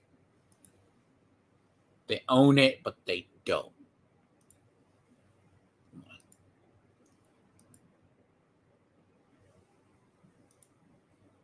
Some of this is brand new art, right? But let's say you go... I look at some art, right? Hypothetically, let's look at some art. Like, this is brand new art, right? Entirely.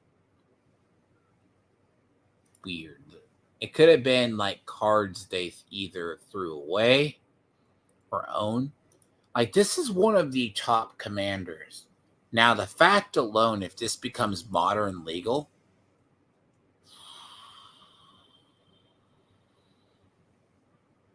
let me put it this way, modern. So a lot of these, right, this is what you call a... Now, that's funny that this is this cheap.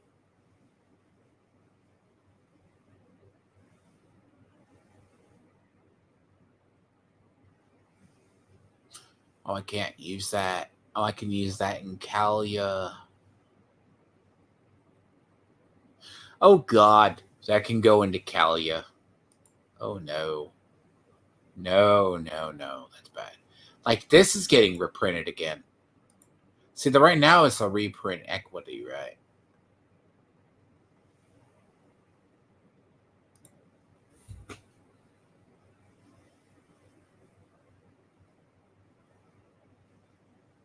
That's not broken. That is literally not broken. At all.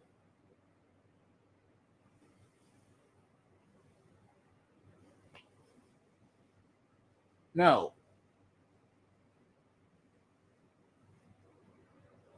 That is not going to be a commander staple. And I say this sarcastically. That's broken. Yeah, you wonder what high price point. Because this is a premium set, right? See, Victimize has been reprinted till Kingdom Come, right? These are all the Planeswalkers-ish. I don't know. Can't deal with these. It's very tame. Very, very, very, very, very, very super, super tame. This is going to be...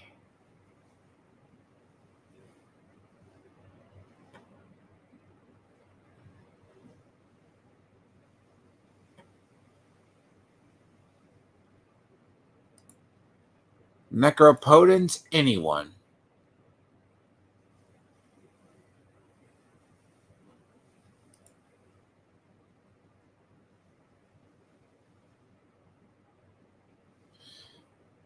That is necropotence. For the record. I've known about that one for a while. Well, this is why this set is very expensive, by the way.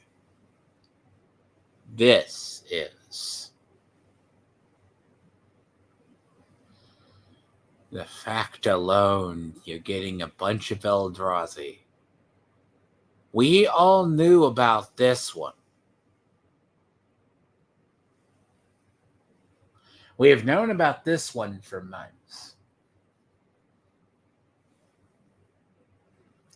And the fact alone, that is modern legal.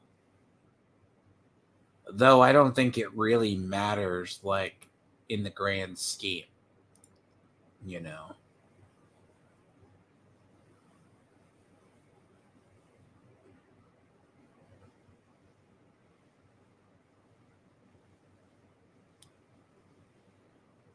That were cast this turn. See, that's a weird loophole, by the way.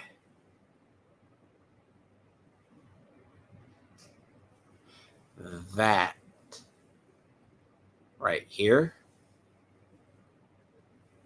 Look, rule of commander as nothing's very broken. Duel draws. This card is busted by itself. By the way. Colorless creatures. This is actually set design. This is actually a really good set this year. Pepper show. This is going to be a... See, they're reprinting the medallions again.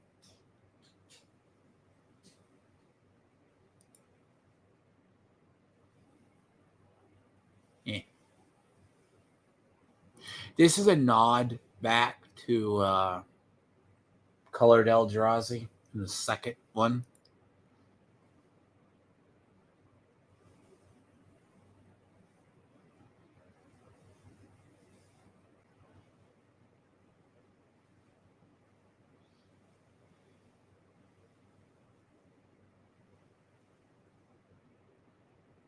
Okay.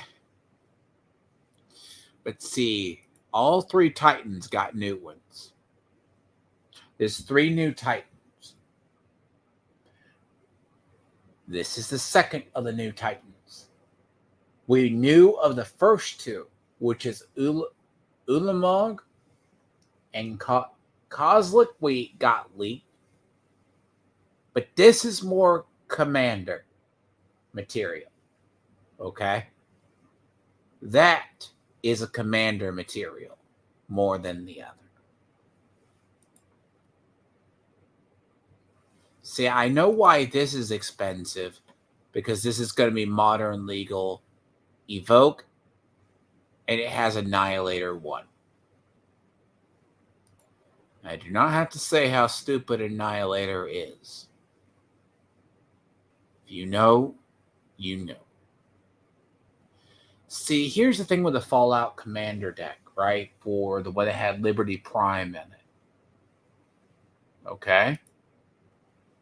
There's a whole bunch of energy creation cards in this one. Now, this has been having people talking for a while.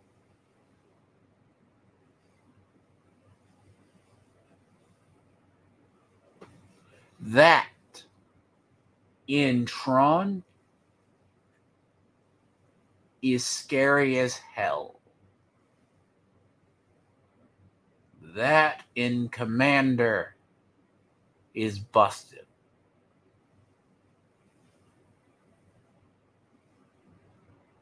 That cast alone. And do not say you cannot cast a 10 mana card. Okay? You can.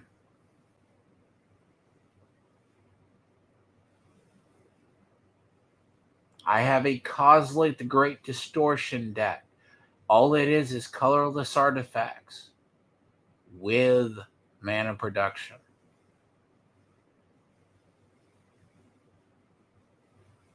6/1, half a dozen the other. This in constructed is stupid. But that was the chase, right? Because what you're seeing is a lot of new artwork. Like this was probably that. But this is Winter Orb. Like this set is a premium set, though. Like it was designed as a premium, but it was also designed like some of these are in the Commander deck, though.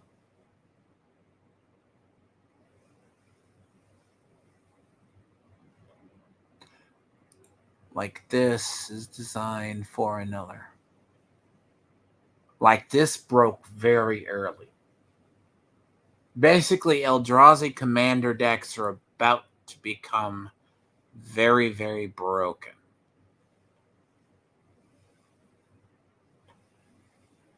By the way, this is very easy to break.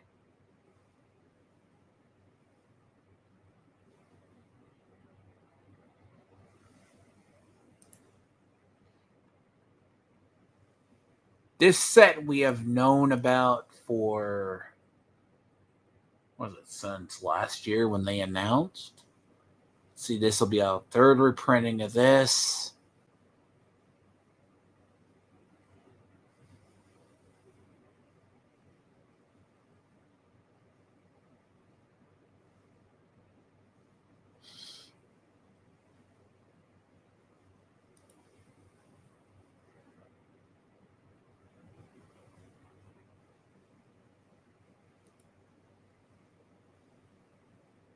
I don't know how I feel about that one. That looks good.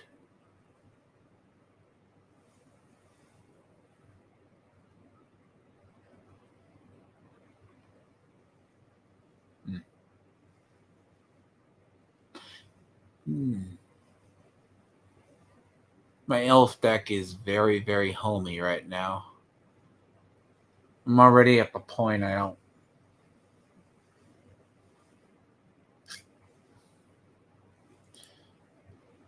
I don't know who asked for a new El Mandri, though. This is definitely cut artwork, or what they call slosh artwork. This is like right before he goes through the portal, Belby's portal artwork.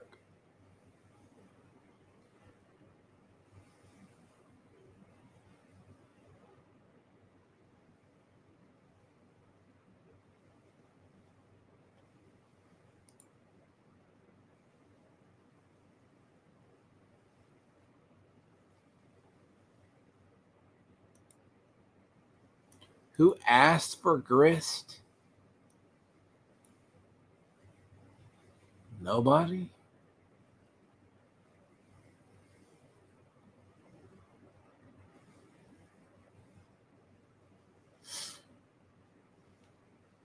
If this is modern legal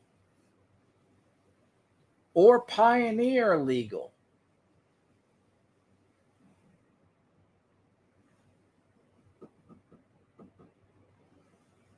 mark my words,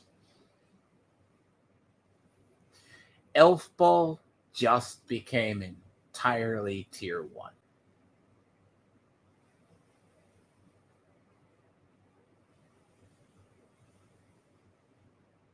Because at the moment, Elf Ball between modern and every format that it's legal in. See, Lucifer, if you do not know what Elf Ball is, Elf Ball basically has the concept of you can either tap or untap.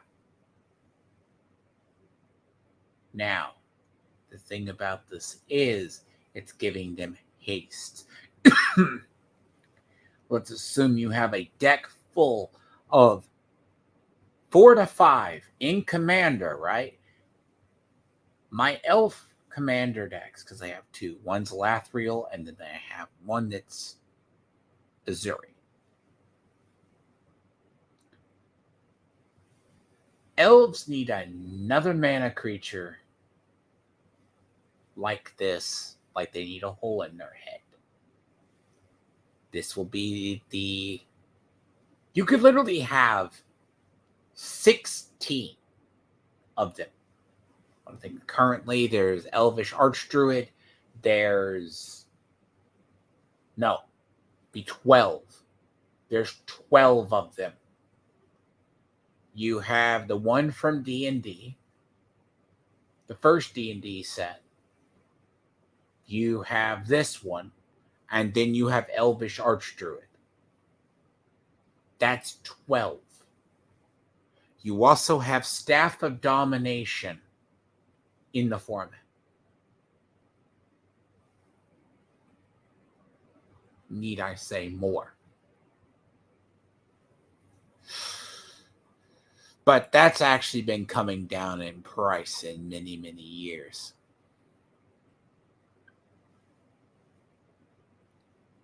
But yeah. This looks like this is just reprinted for Commander, though. They may not make this modern legal, though. Like, this has probably been needing a reprint for a while.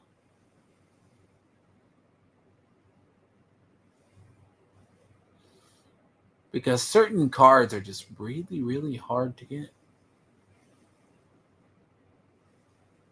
Like, the problem with Elf Ball, right? Elf Ball, all Elf decks become Elf Ball. Okay, I cannot emphasize this enough.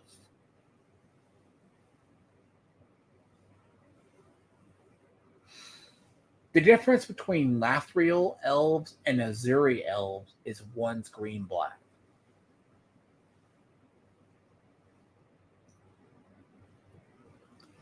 Like, I don't need to say anything, okay? What happens if I stick this on, hypothetically? I have Staff of Domination, okay?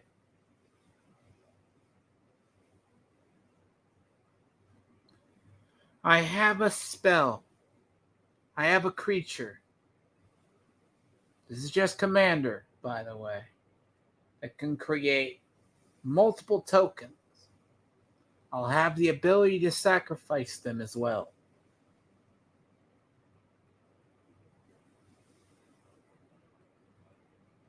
Staff of Domination. Because there's literally an elf. It's in Commander. Whenever you cast an elf, you get a token.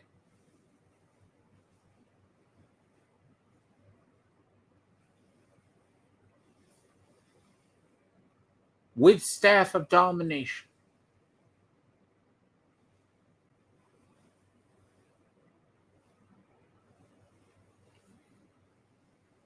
And in Modern, you have another enchantment. All green creatures get +1/+1. Whenever a green creature comes into play under your control, you may scry the top card of your deck.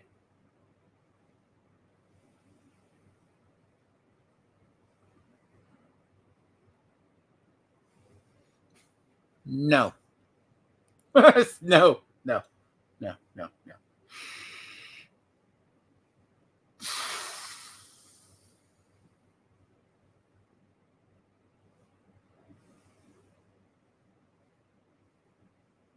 No, there's the one you're thinking's from Scourge. That makes one of any other color. By the way, there's a reason this is $30. By the way. That is an enchantment version of Birthing Pod. This is the 4th attempt to fix birthing pod.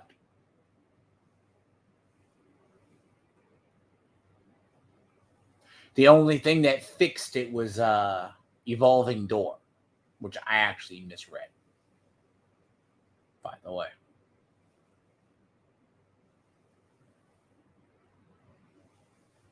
Birthing pod is what this says.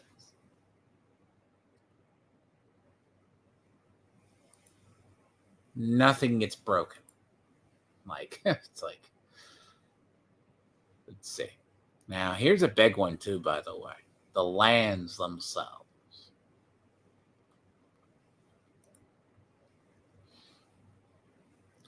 The stuff that makes stuff tick.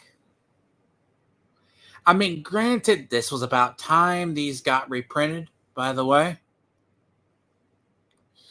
These need to be reprinted. These look good right here.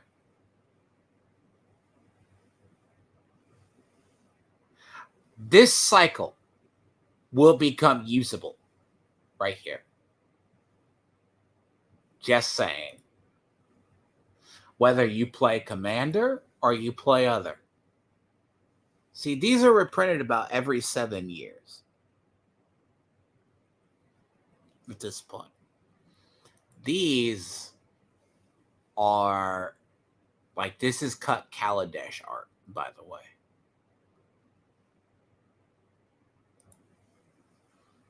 There's a whole cycle of them. This getting a reprint. I'm actually kind of shocked. That is a card that I've been needing to get my hands on for a while.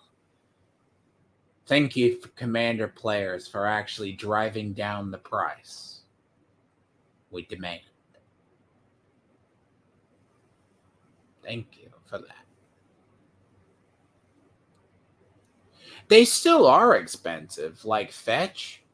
Fetch on average were $30. Like Urborg is reprinted like every 3 to 4 years or so. 5. Because Urborg, I think they may try to reprint Yavimaya here soon. Like, this is what makes, like, if you have Gaia's Cradle tick, when was the last time Flooded Strand got?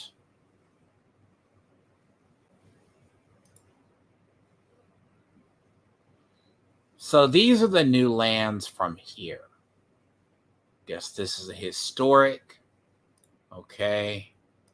Historic is anything artifact, legendary.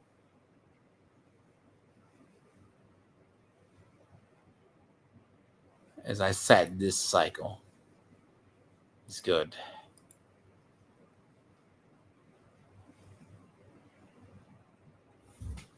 Wow.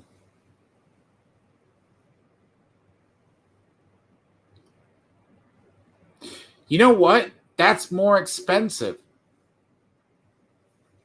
than the last printing of it.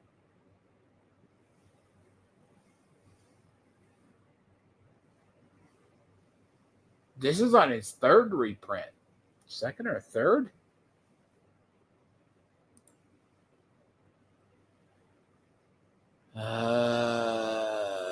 Snow Cup. See, this is brand new, by the way. Snow Cover Wastes.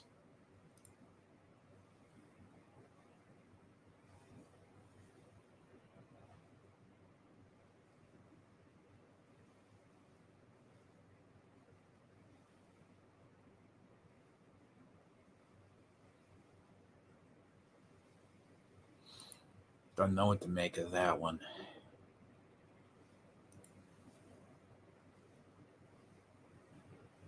I don't know if these are all good, though. These are weird ones. Those are all weird. Now, I will say this is...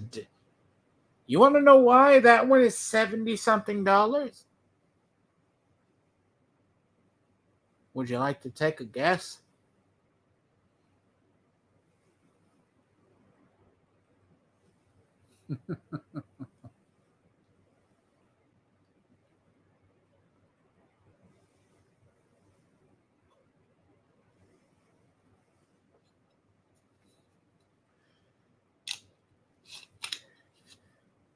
Commander staple, as well as modern staple, legacy staple, fuel, as well as that. That makes 2 mana instead of 1.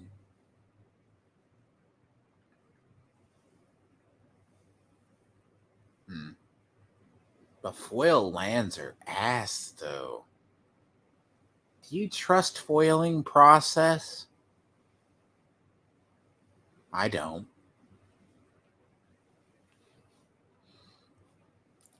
You wonder. This is an uncommon, by the way.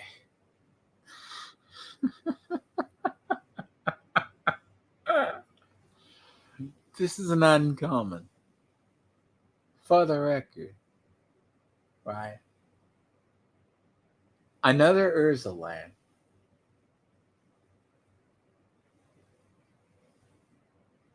Again, the set is, if you want to take one of the most broken sets in recent years, like the Fallout stuff is good, right? Don't get me wrong. You got thematic, you have that. Thunder Junction had some, but that's been in a weird spot because we have to see how that affects competitive or affects Commander. This has more of a future. Like, this whole set just made Tron more broken. Like, this easily, like, Tron is already, like, when did the last time they reprint Phyrexian? One sec. Or email words. When was the last time they reprinted? I remember it was like one of the Modern Horizons. One of the Modern Horizons.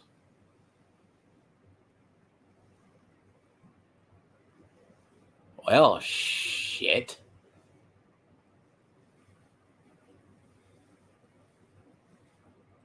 Well, rip me picking one of these things up.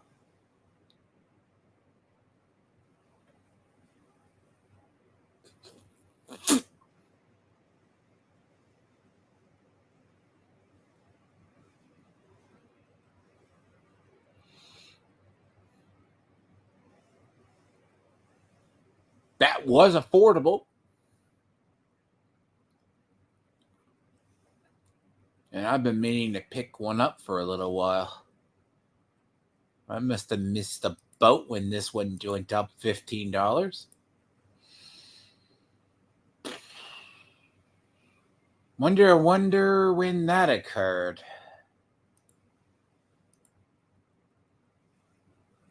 See, if I were to still play, right? The thing about it is, a lot of these cards were designed for commander bait. Like, she is commander bait, but she's going to be modern legal. Right?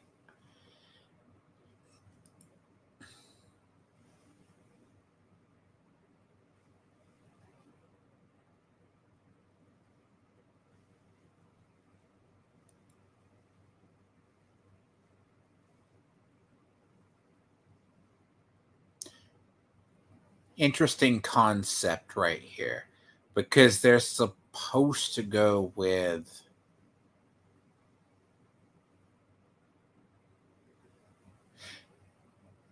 I don't get this. The theme makes no sense. I want you to wrap your head around this, Lucifer, why this doesn't make sense.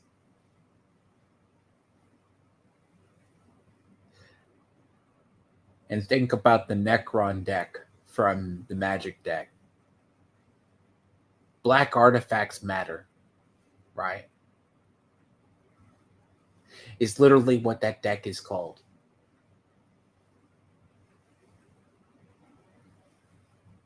Black usually wants nothing to do with artifacts. Need I say more?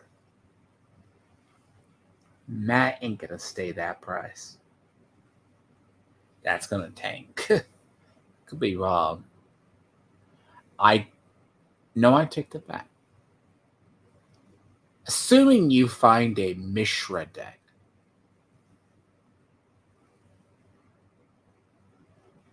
Okay.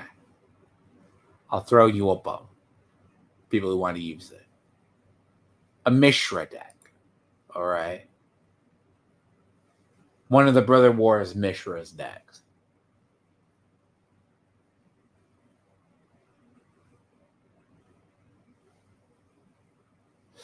Kalia's getting reprinted again. See, this is in the Energy Commander deck, by the way. Right here. Ugh. That looks better on Kalia, but not by much. You know what strikes me is I don't like these cards. These cards don't look good. Like, that looks good. That one looks better. These, I don't like this look. It's the pose.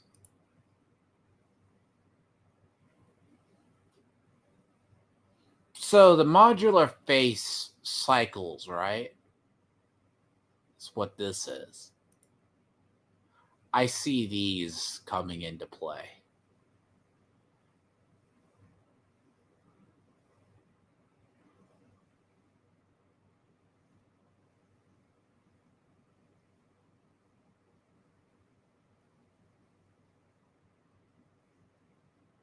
That's good.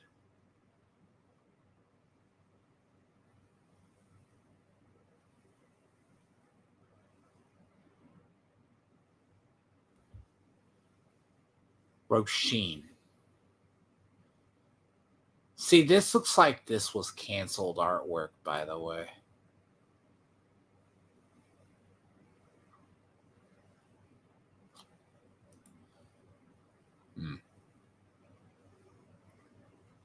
Tyranids.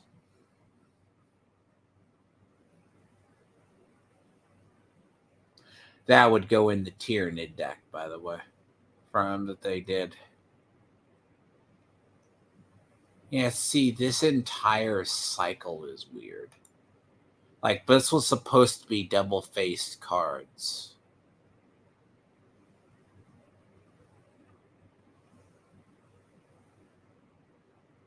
Not that...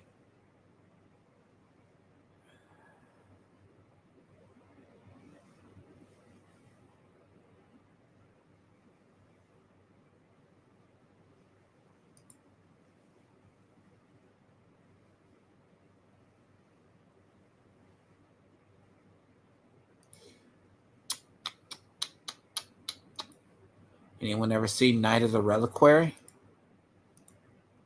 Never?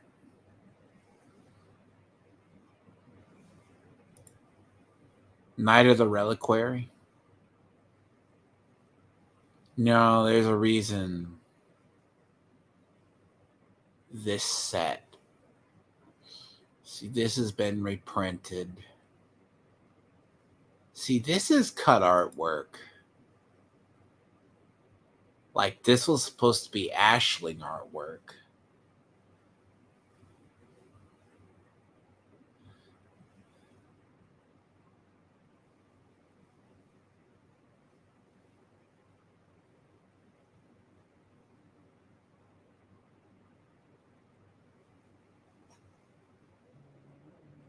Nope. No. See, this is a set I'd actually have to buy because how many of my decks either need this or it thrives upon it, right?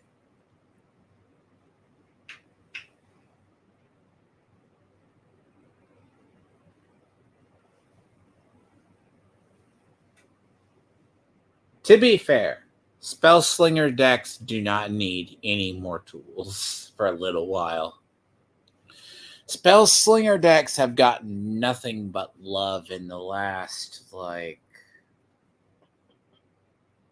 quite honestly, for about 2 to 3 years, in fact, by the way.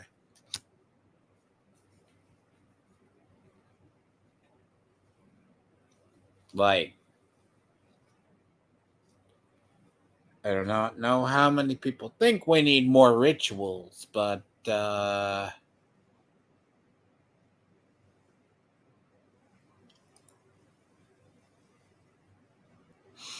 ritual cards are basically cards that add mana.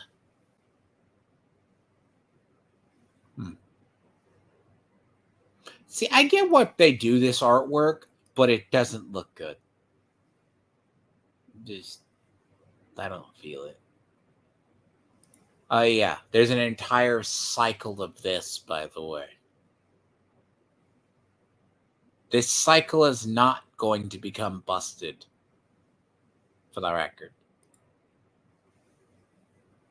There is a whole cycle of it.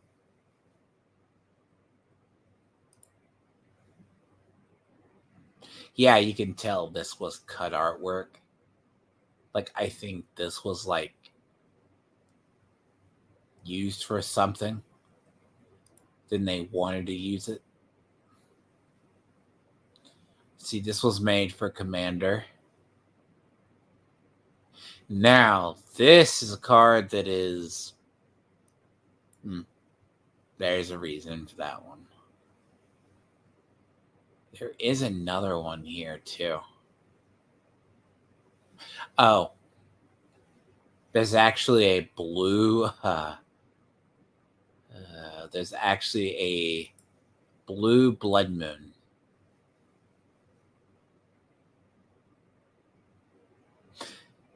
In this set. There's a blue blood moon that turns all non-basics into... It's a Magus of the Moon. It's a blue Magus of the Moon that you can put into Merfolk. Turns all non-basics into islands. That's not going to go into Merfolk. See, this was cut from the Phyrexian sets.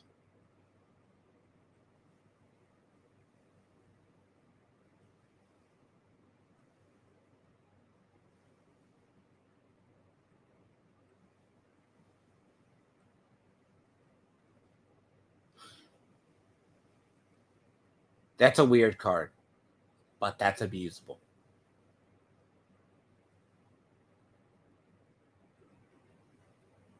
I'm not going to say.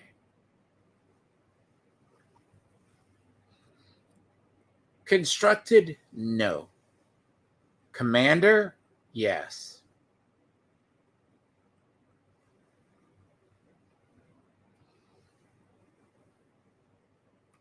The amount of proliferation we have. See, this is the white version. Right? Think Teferi's protection.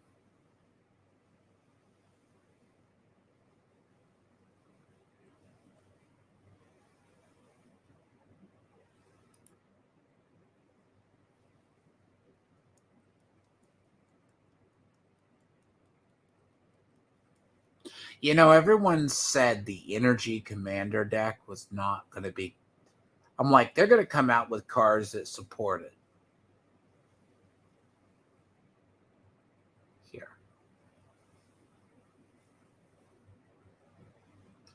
Maybe it was a Liberty Prime deck from Fallout. I had a huge feeling they were going to do this. See, that's from Kaladesh, or would have been Aftermath.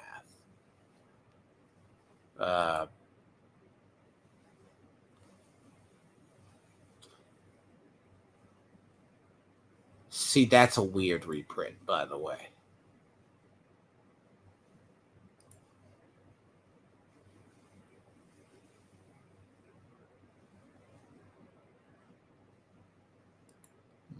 So now I know what to make of that.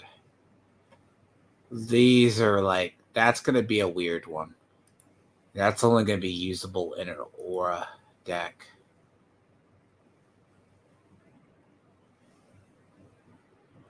Aura decks are entirely separate. No, like, this set's the most expensive set.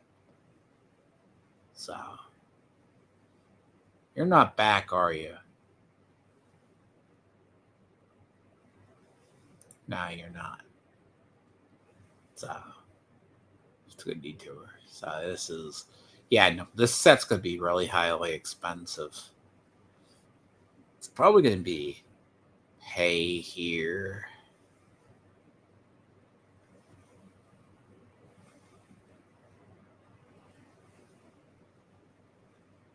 Now, see, this is the blue version, which is you sacrifice and counter a spell.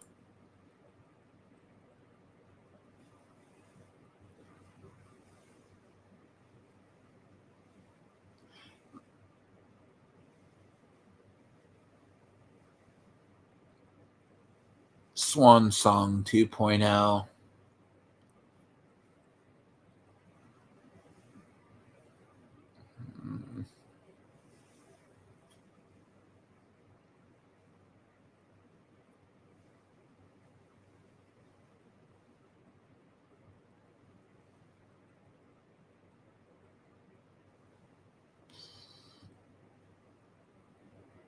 I don't know how you feel about that one.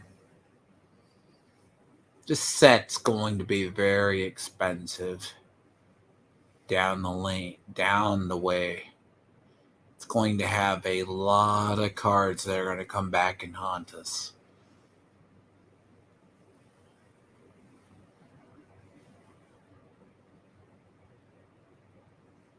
Like, some of these cards, I'm surprised.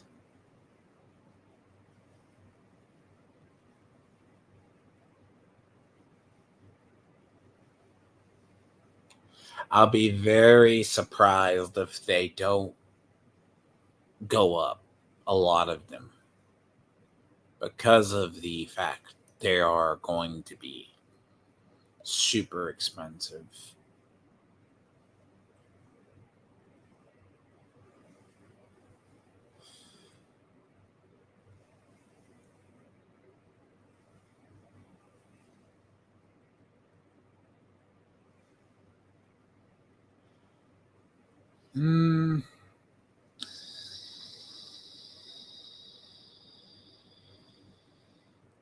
See, this is the commander from the new one. New Eldrazi, actually.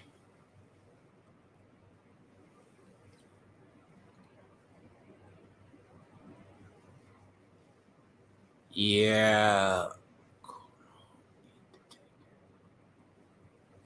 Yeah, no.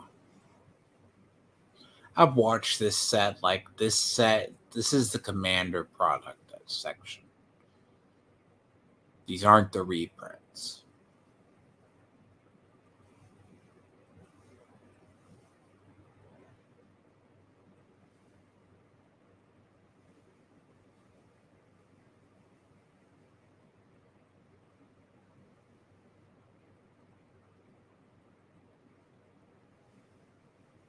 Huh?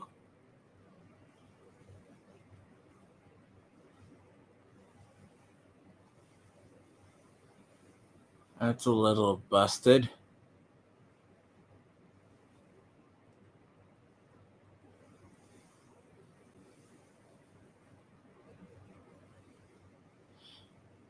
Yeah, see, the whole Eldrazi deck is probably going to be the most expensive of the bunch because of reasons. Right there. Technically, that's only usable because of reasons.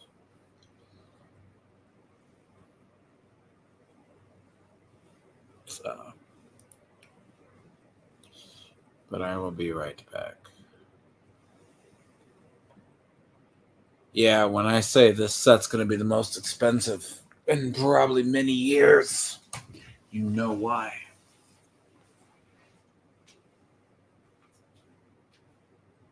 There are two good cards in there. Screamville.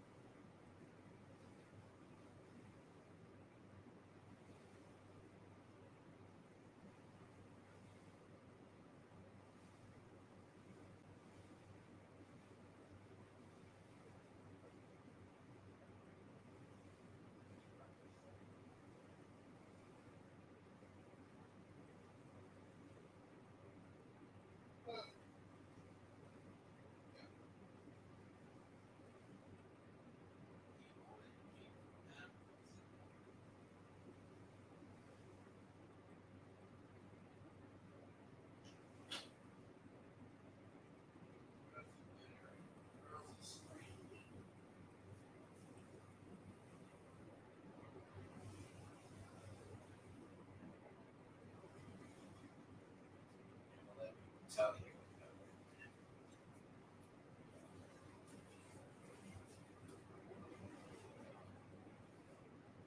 Yeah, because he's not back.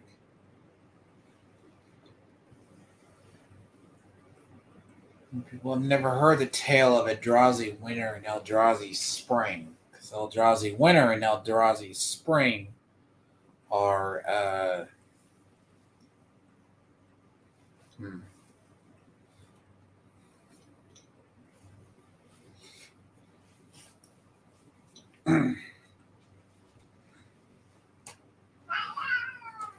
Stop it. See, Eldrazi Winter and Eldrazi Spring were both very, very big decks. Just very big periods.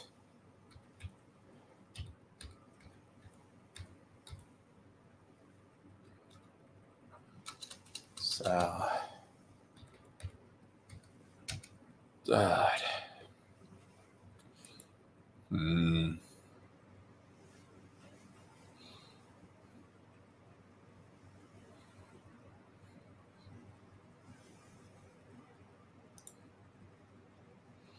Because the thing about that was, even though it was devoid,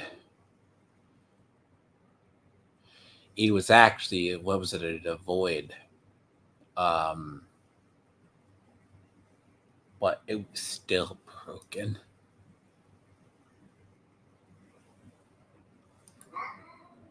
Oh my God, you stupid cats.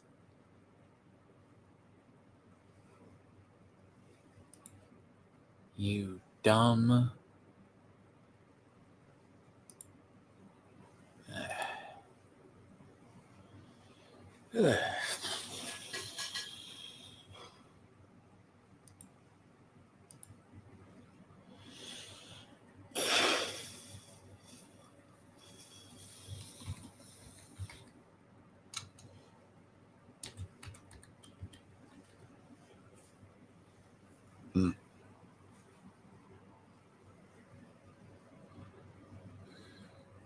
Yeah, Niv. So I have two different decks, by the way. The one, I'm actually very much a spell slinger player because I usually like it. Very not the best go around. Because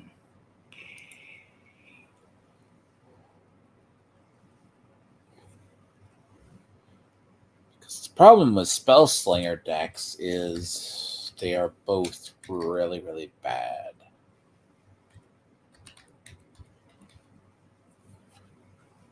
At the same time, it's very solitary.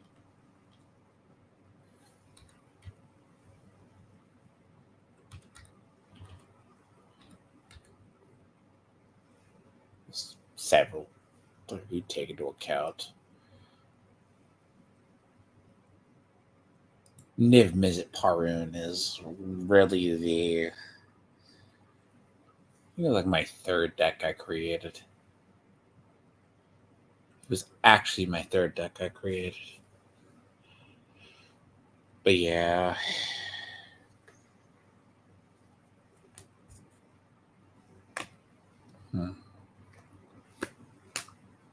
Really? Yes, welcome back, people. Waiting on Lucifer. But yeah, it's like derailing. So the thing, right? Magic's able to survive like 40k does, but playing 40k is not as... Even I took a break from it. It's like 10th edition is pretty bad. Magic on one hand, it's just the cost of staying in the game or updating it. Because that's the actual problem with it. Like certain sets, like if you are familiar and you know how to buy wisely. Because I have to look. Depends on how much of this set is actually standard legal. Not standard legal, but modern legal. Upcoming. It's probably its long term. Because master sets are supposed to be very expensive in a nutshell anyways. Because the thing on master sets, they are master sets are both designed to reprint as well as be incredibly... So the first design of Modern Horizons was... So we have to look at Lucifer. Was to introduce cards into modern format, but have never been introduced. So therefore, they become an absolute premium. That's a problem. So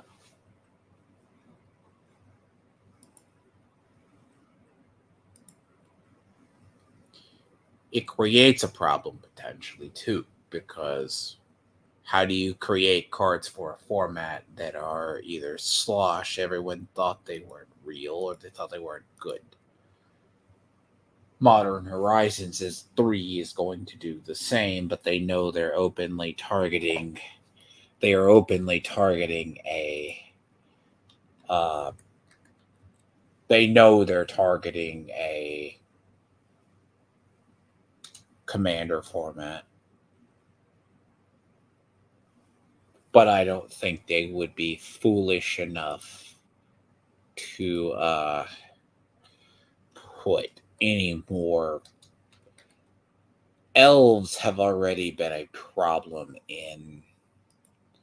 To be fair, elves have already been a problem for so long in Magic. There's not much you can actually effectively do. Like, you can try to maybe limit their influence on a format. I mean, there's a reason Shrine of Nyx, Shrine of Nykthos, Nykthos, yeah. Nykthos, the land has been very utterly broken for many, many years. Unfortunately.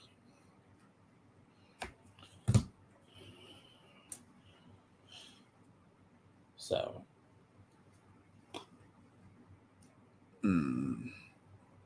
but yes. I was waiting for Lucifer to get in because I have to have him because it's like, hello, TR, right? People of TR, if they do wonder.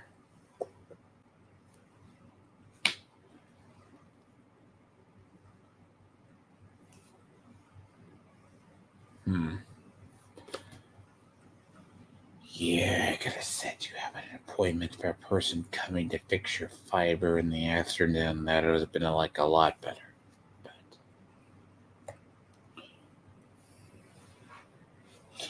see, the thing about commander decks, right? They are just ultimately borderline broken depending on how you design them. So it's very curious. Have you ever wonder on Commander?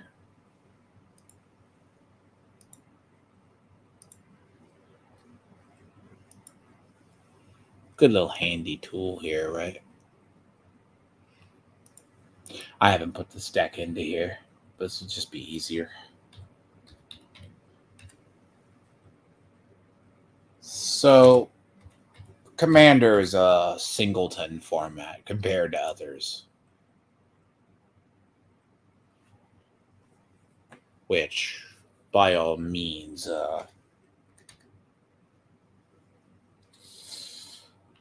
it's designed around a commander that you can only use the colors for.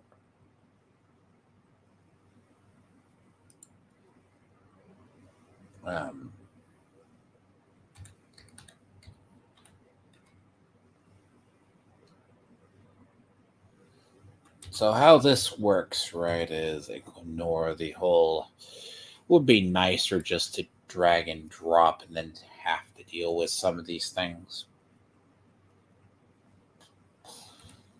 Which I actually do own, like, it's sometimes better visual to see it in front of you.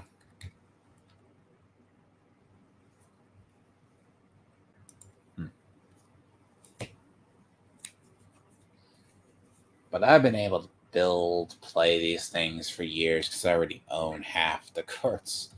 Niv Mizzet was the third commander deck I built years ago.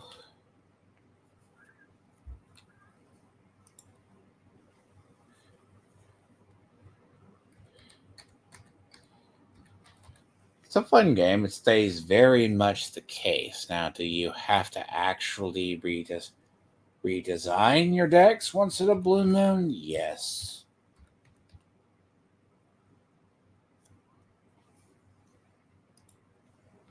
Huh.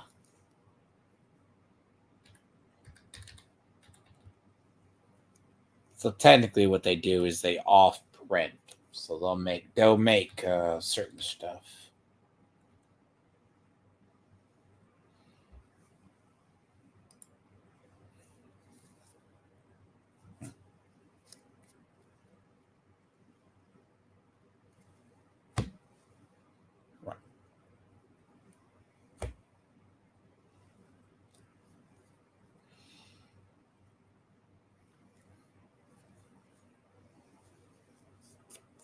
So what's funny about a lot of these, right? This deck, as I said, is when I said it's between decks that I already know. Spellslinger's deck. Spell-slinging decks need like more rituals like you need anything. If you ever see the salt sums of a lot of decks that I have, you'd be shocked to actually have built.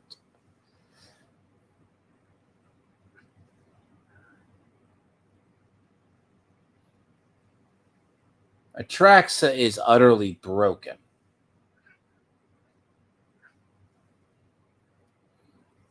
Just gonna get the land in here. So a lot of this, typing.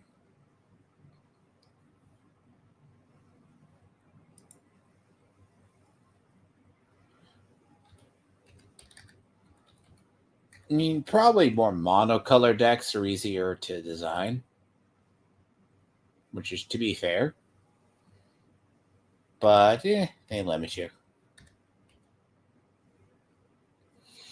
I mean, I'll be honest, at one point, by the way, mono white used to be the worst in Commander, but yeah, it's been up for a while.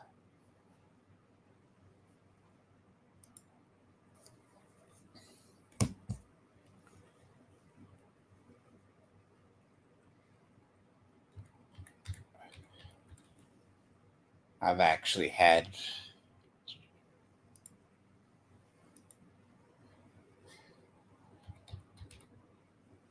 Ferris. I mean, there was about a period about last year because I usually own I own actually like two of the because my goal was to build 3 of the big 4, which I built Yuriko, Dragon, and Kalia. I don't care about Edgar Markov. Edgar Markov is actually a really good deck, but I just don't care for it.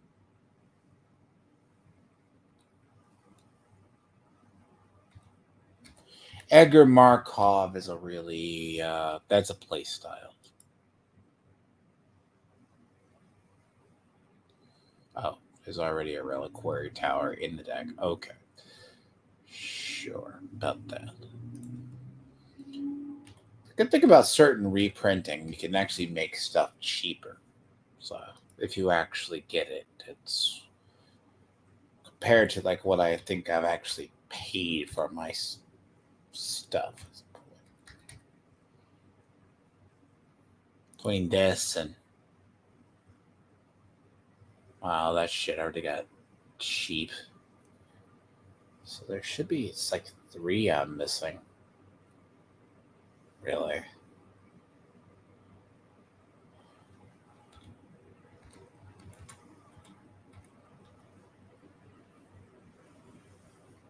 So you're telling me I'm missing 2.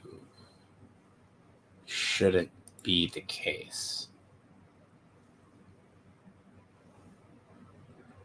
So Cascade Bluffs.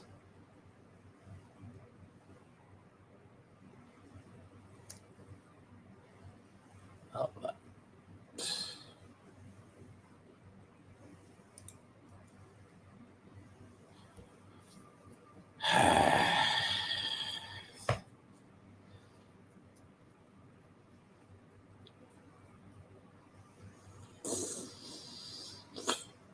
find the ones that are missing, right? Stupid.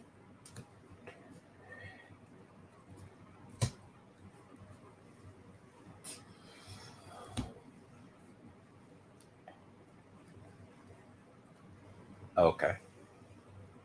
Right.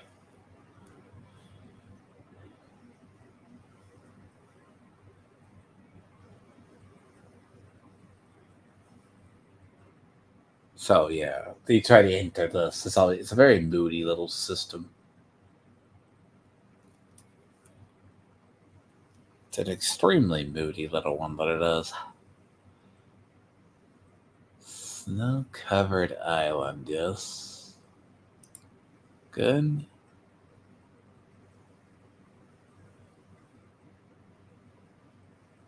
All right, so I missed one.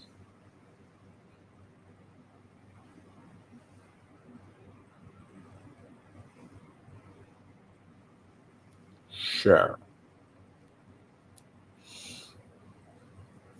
If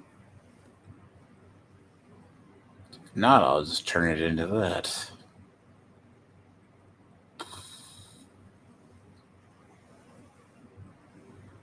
I've seen how people always wonder how commander decks build. You learn how. It's like I play a 30 lands, so 5-4. Okay. Right. What's the one that doesn't belong? command teller. It's the only one I can think of. It's not there.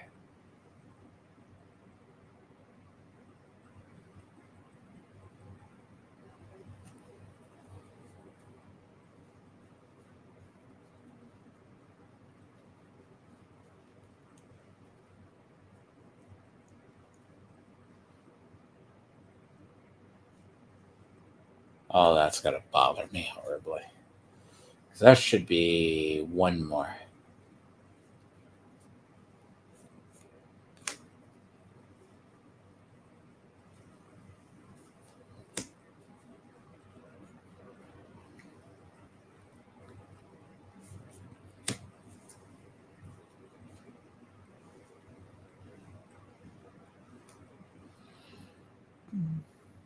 Steam vents is there. Every single one is there. But you missed one.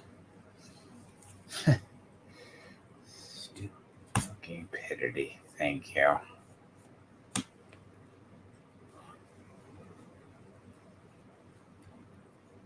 Strand. Forgotten Cave. Frost Boil. Lonely Sandbar. Mines of Moria. Molten Tributary. Polluted Delta. Yeah, about that. That's Reliquary Tower. Remote Island. Rivendell.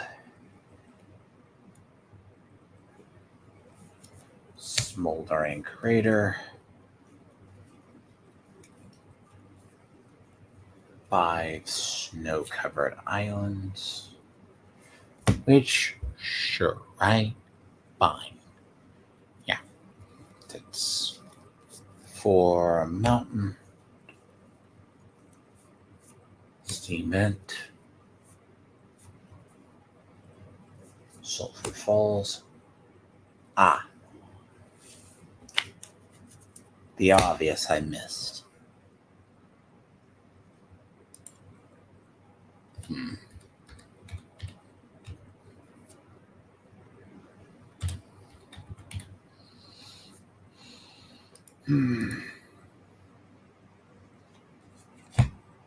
All is right with the world. All is right with the world right now. You ever wonder truly how expensive this deck is, and I have it built? Say I do not have cheap habits. It's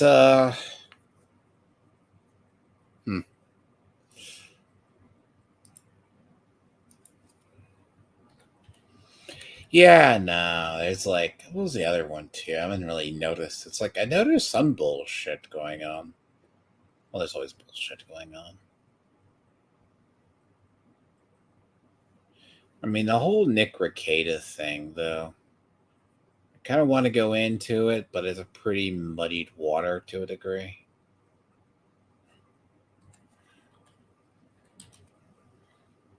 Oh, I don't need another talisman because I can't use another one.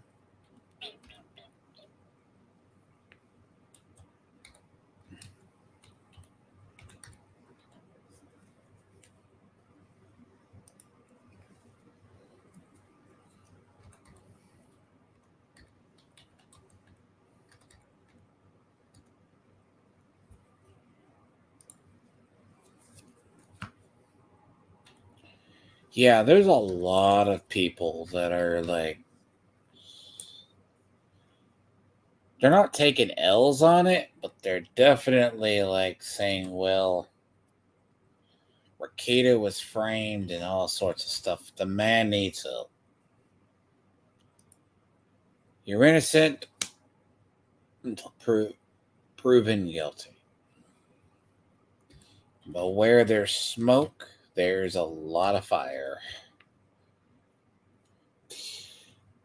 smoke, there's fire. And the problem with Ricada was there has been issues around him for a good long time. Currently. And that man has had a lot of issues. He started burning bridges. That man started literally torching his career. He started getting close to people. It's really a depressing story to actually cover because the man's been in the throes of addiction for a long time. Which, yeah.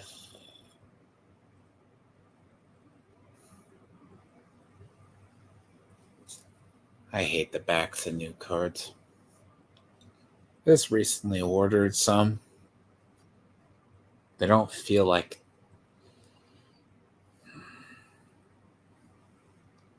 The problem is this current, I think the current card stock they used for at least the last set is not great.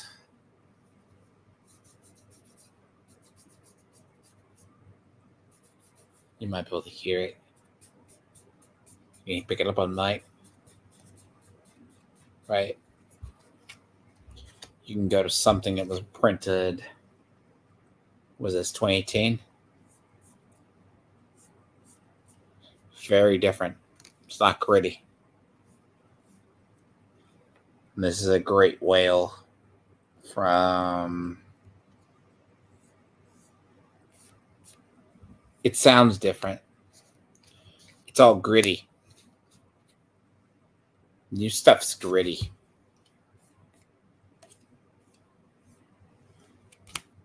Whatever paper they're using,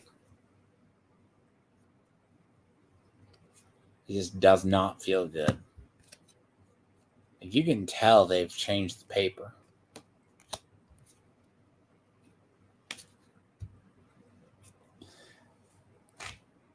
I mean, I actually live in a place near, and Texas has one of the printing facilities. And you can tell it looks glossy. So take it for what it's worth. The problem is hoping that the paper is print quality as well. So not all paper is made the absolute same. They have reserved stock for premium. That's why I'm hoping at least Modern Horizons does not have any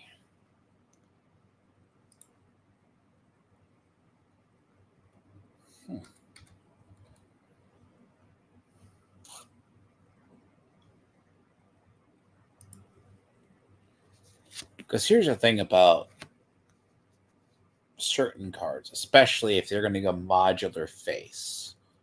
Because here's the thing about modular faced cards.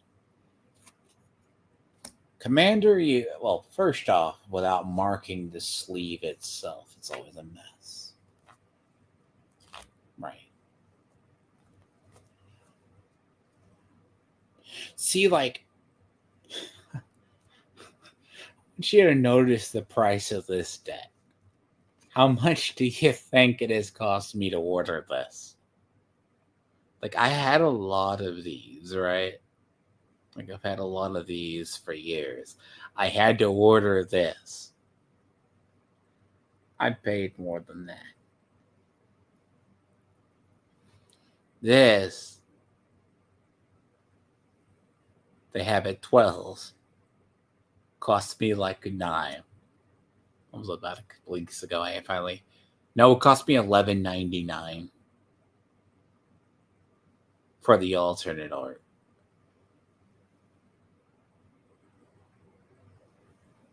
It's funny how these went up, but these granted are old. I was able to get these cheap. The ones I have are more than this one. See, actually what I do is I need to get the good one of that one. I do need to get these. This particular artwork is a different artwork. I wish I had this artwork. I don't have that artwork. Mine are original, or like close to original, which was Khan's Tarkir. Those.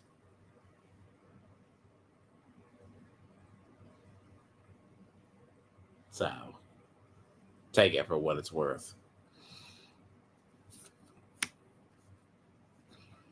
Look, I need to order another arabesque. But, yeah, no. I think the only other thing in gaming that I was going to run by Lucifer was the old Ubisoft thing. The thing about the Ubisoft, like with the... is, here you go.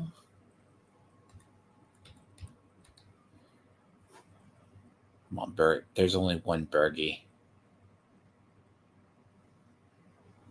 There is only one. Oh, I spelled it. B-I.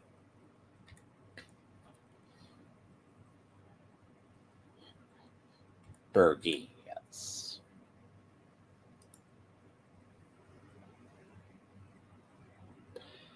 Look, when I say these things need, like,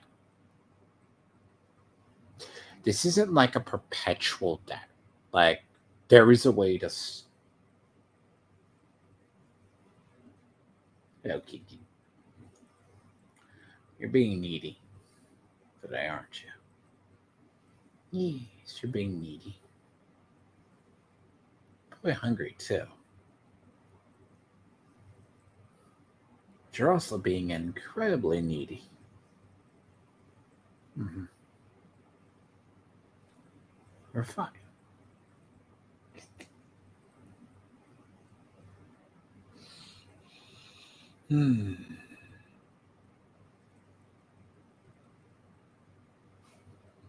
See, reprints are a good thing once in a while, right? Like, I was actually having to get things. So...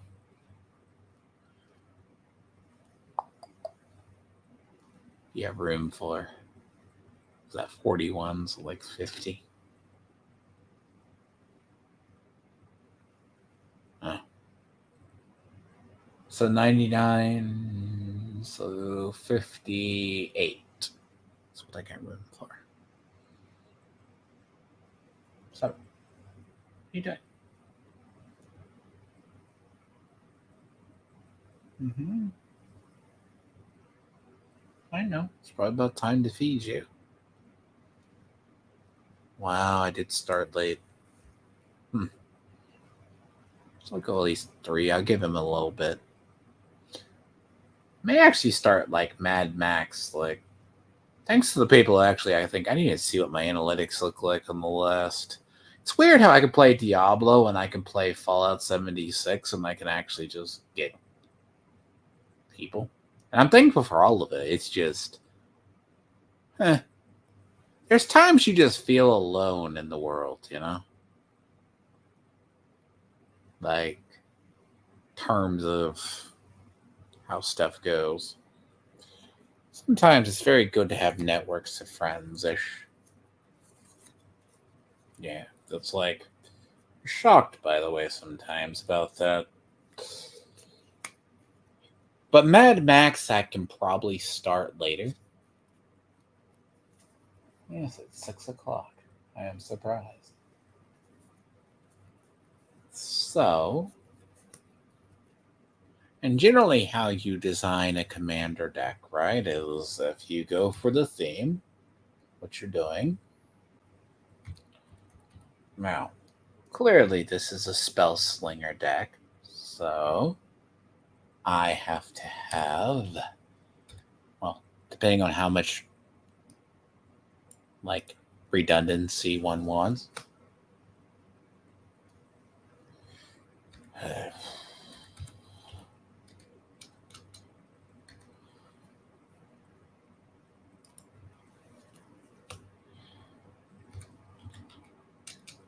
As I said, you're going to tell me that you can't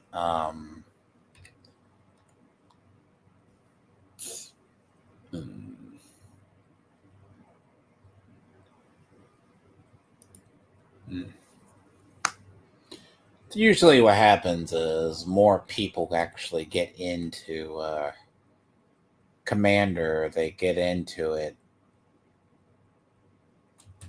where it's actually a side activity. It's supposed to be more casual than like normal. You already kind of know where I need to like place stuff. Like you kind of guess.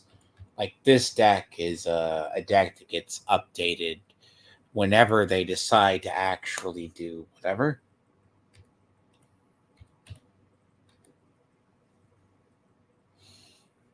Like if they make something in Commander, you can like change the deck.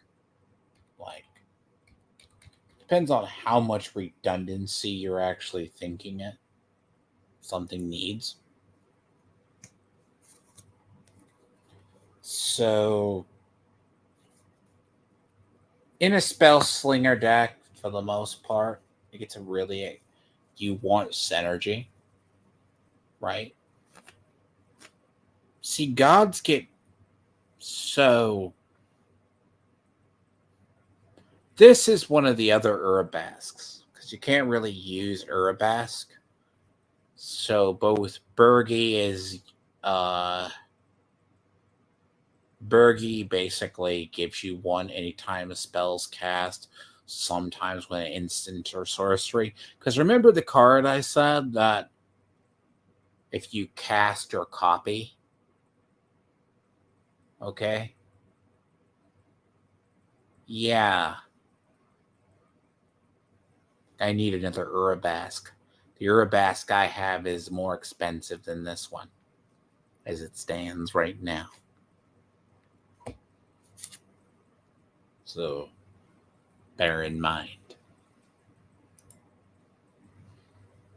I have the foil version of it. Foil version of the alternate art that I paid $9 for. It was like 9, yeah. Something like that. You never want to know. Excuse me?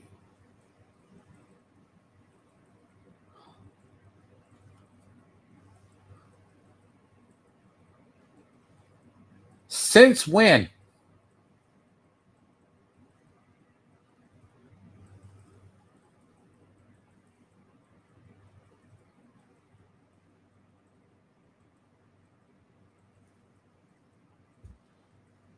Oh. I saw that price. I saw this one.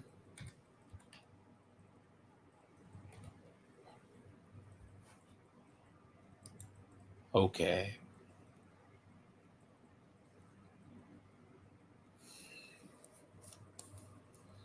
Occasionally, when you go back through and you look at prices and you don't realize what stuff is, and you often wonder why, right? Do the figure, like go do the math, right? Sometimes I'm in speculation, you know?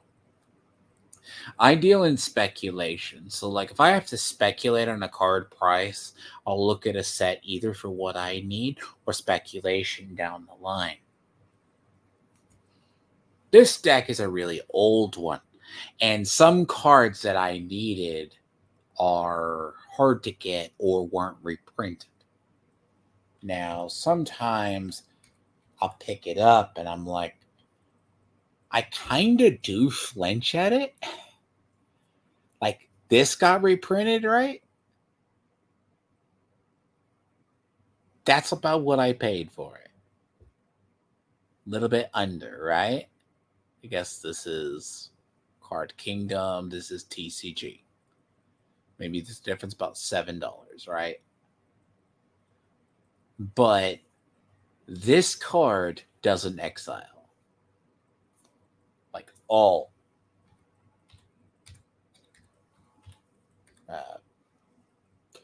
Turn cards, right?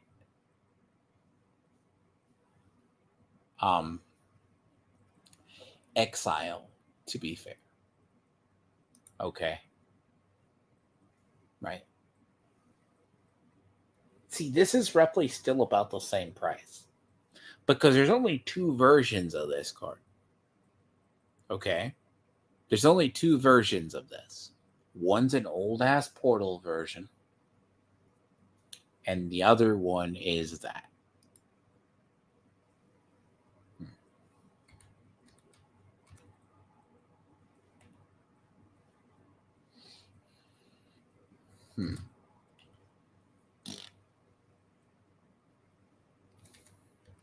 And if you're wondering why those are in here. To be fair, you never leave home without turn cards. Turn cards you never leave home without.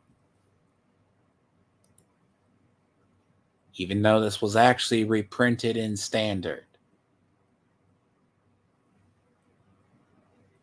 Borderline one of the dumbest ideas ever. But one could argue. 2 concepts in Magic. Both. Why are cards banned? One is time wasting. The other one is obvious reasons. Now, the reason I use the gods, so to speak, there's 2 ways you can functionally design. I'm just curious what the salt rating of all of this is. This is how you tell your average or normie person. It's like right here.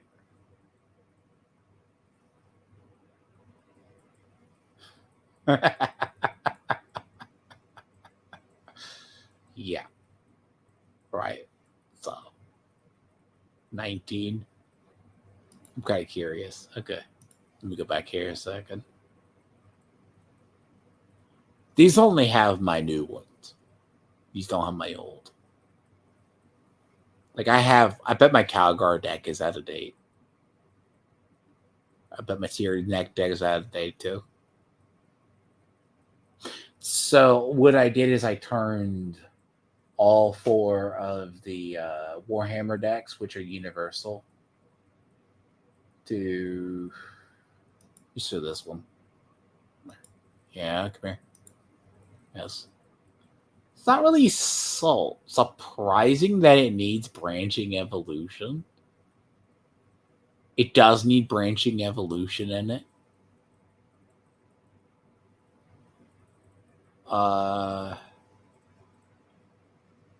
It makes me feel bad, and I don't know how old this version is.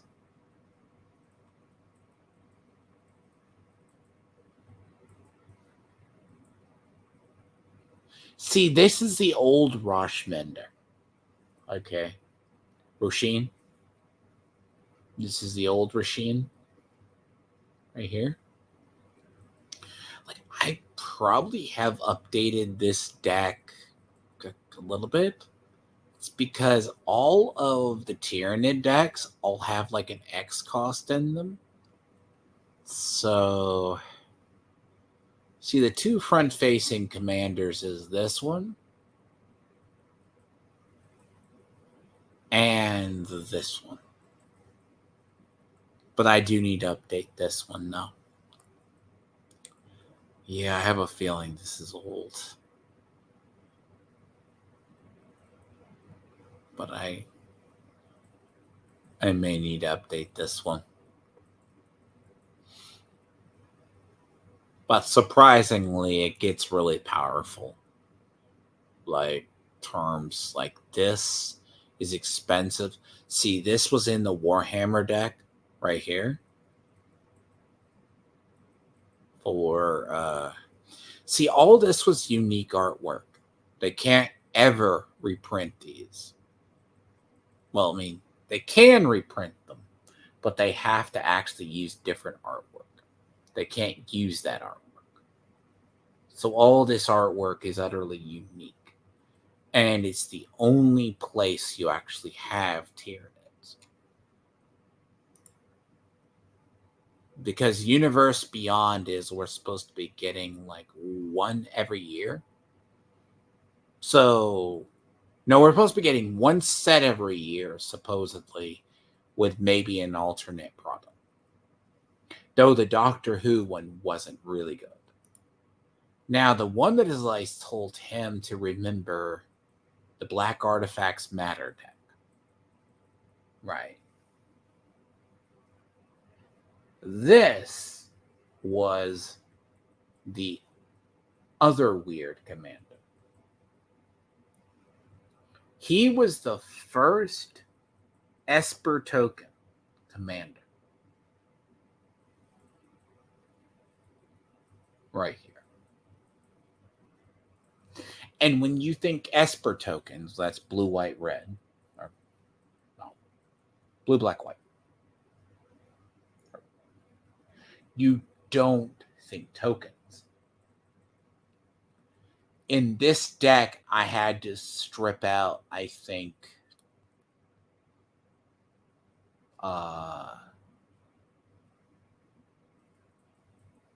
they wanted an aristocrat theme.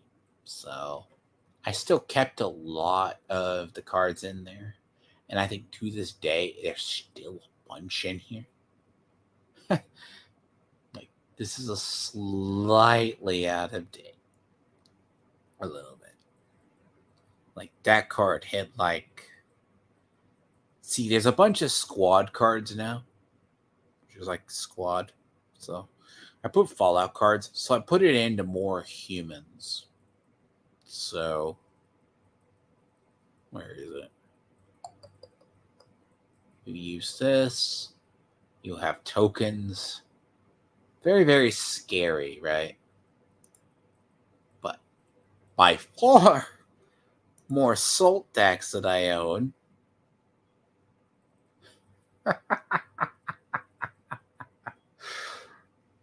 Okay. I want some people to know how stupid something is. And I warn you. So there's about 4 big commander decks in Magic. 4. Okay. Remember Edgar Markov, Atraxa Praetor's Voice, Yuriko Tiger's Shadow, and Ur-Dragon. Okay.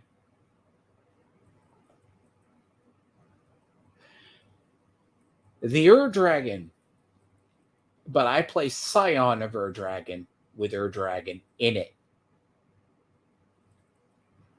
Now, here's the thing about... Okay, so this is the tame version of this, all right? This is the tame version. And it works as well as my other, but slightly different. All right? So they thought Toxic was better than Infect. Okay. Fine, right? Inexorable Tide.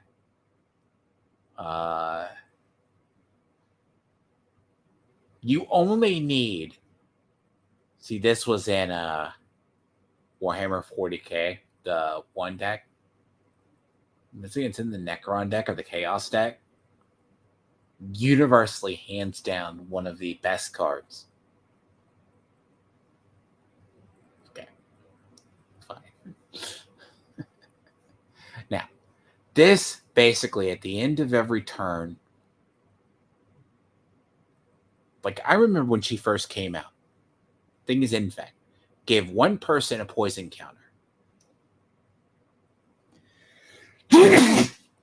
Now, find a way to proliferate. Now, the difference between Toxic... See, this is Atraxa 2.0. There's another killer deck around her alone. So, every version of the Praetors, there's 3 of them. Okay? There's 3. Now, I need to update this to have both foreign clicks, and I need to get my hand because on a monstrous raider. I do have one, but I kind of want another one. So here. So every Praetor, right? So this is more creature based. Very oppressive, but this can be done in very dumb colors. So you give people things and then you proliferate. Okay? Do the math. Atraxa's Praetor's voice. Now, fun little fact. What I did is when I designed this, is I did this around this card. So, what's worse than one or two Praetors dumping out a shit ton?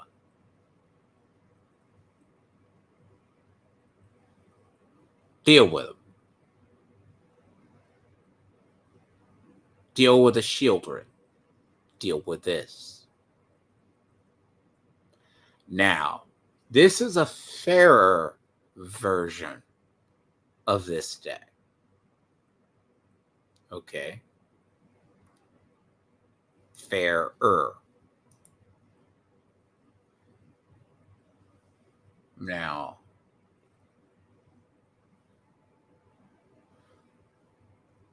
get into this. This I call the more adult version and very raw version of it. All right?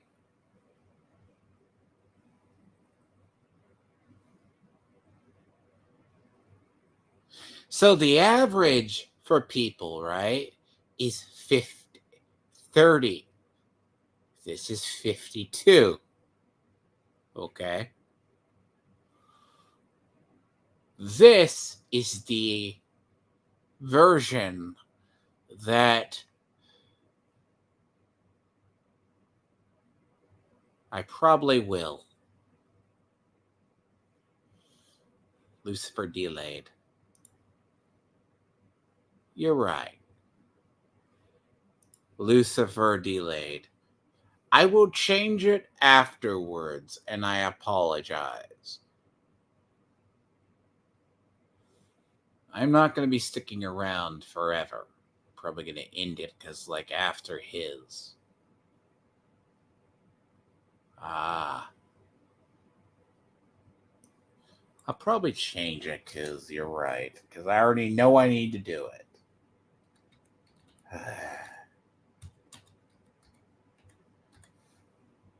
Look, it doesn't matter. People see it later on. He will come back, and I will change it. It's like I had to do the other day.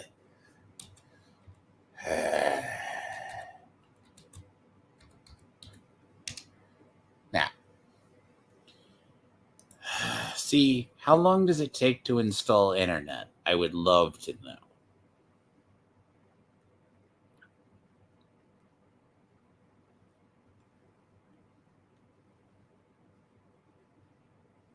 Oh, I just need to change the title, right? Oh, hell, I'll change the title in YouTube. Fuck it. It's not going to be now. So this deck, right, is the version of the deck if you go spell-based version. It's a lot more powerful, a lot more potent, right? But I don't play everything I should. Or should say. I could stick in Blind Obedience, Smothering Tide, but it's not particularly needed. I have to change it actually physically in YouTube because apparently I'm going to have to alter it in actually YouTube because apparently. So I can't change it, right? Who knows? Look, at least I know when I have internet appointments. 19, eh?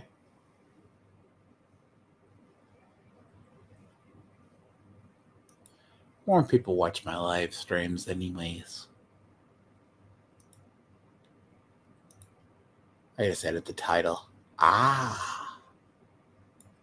Yes.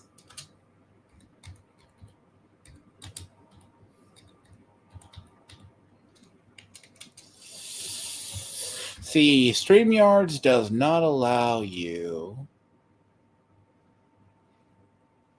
to actually change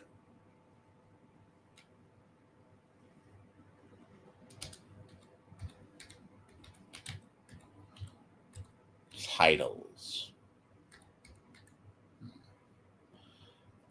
Now, so this deck is a lot more vindictive.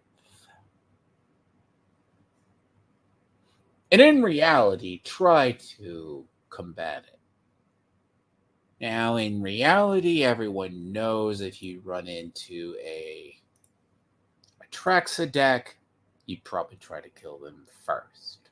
But it's not something you bring to the table without knowing it. Right. But I'll be right back. Let me go back a little bit. 3.5 hours. If I get this deck finished, might as well, because I have to remember to finish it. Look. So, all right.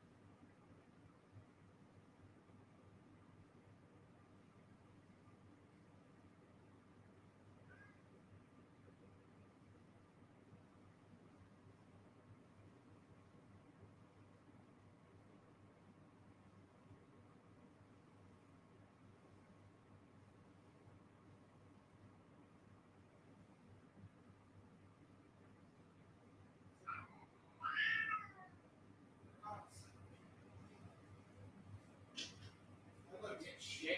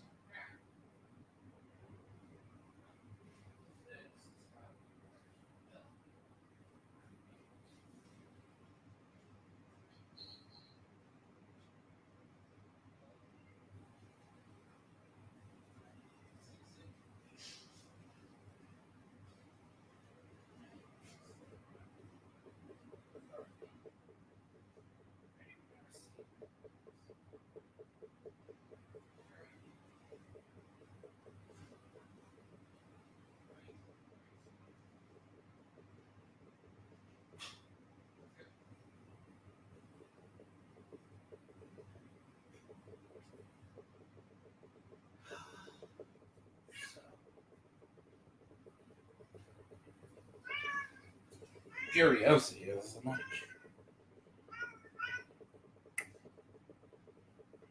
Hello, cats. Terrorists at your core, I guess. Yes, you are.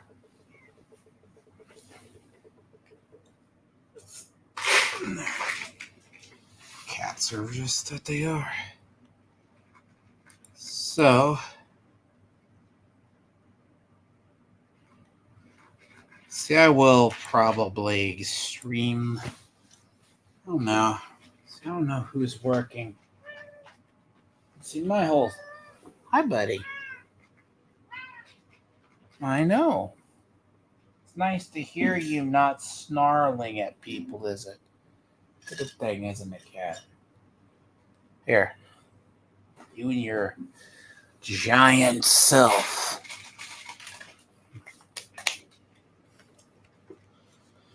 But yes, I'm guessing obvious.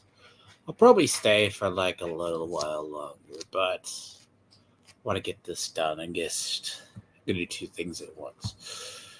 Now, to be honest, that this stuff has been sitting in front of me. Trying to do gaming streams and that is weird. So, I will be probably streaming. I'll stream Mad Max later. Not that I'm burnt out on Fallout. The Diablo stream left a sour taste in my mouth. I don't even know whether. Parts of it are annoying. See, where I'm at, okay, I'm at that artificial level grind. Let's go artificial.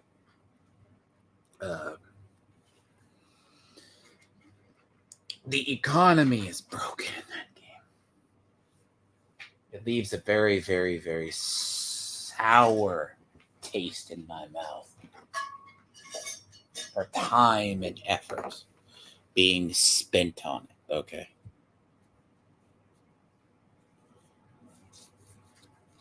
I disagree with that whole time and effort, right? Two things. You're going to waste my time and then want me to just play it utterly. Which, by all means, if you ask me to play a game and it not like, why would you waste someone's time? Like, as much time as I spend on an actual stupid menu in that game, by the way, just for the record, that is time I cannot play. Right? Time that I'm having to live. Now, they know damn well what they're doing. And I mean, it's probably a thing. And to be fair, they probably have issues. By all means. That game is like I hit a brick wall.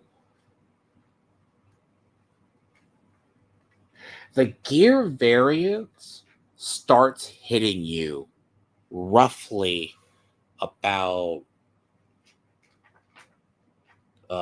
what is it? Where I'm at. I'm like, why is no one at this level taking out farming the one thing?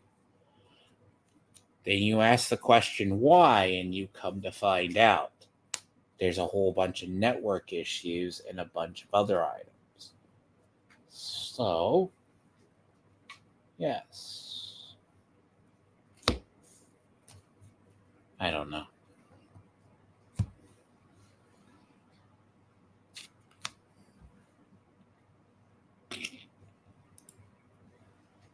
Really? Log out and retry, right? You just gotta be a pain in my ass and say I stepped away and then you don't want to do it.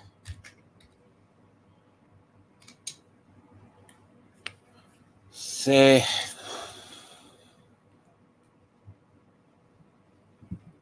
but I think I see the card that can come out. But I'll have to take out like 2 cards out of here. I'm going to have to take out 2, in fact.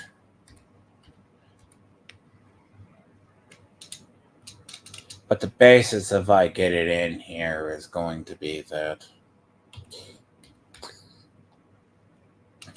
Mad Max, I know how to play very well, and it's actually referenced. A or E.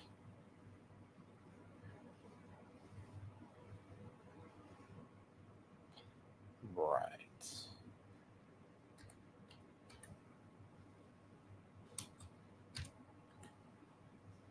You're telling me it's there. I know it's there. Jesus Christ.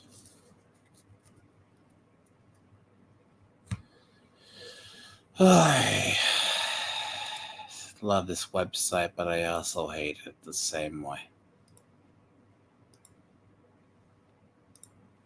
This website's retarded.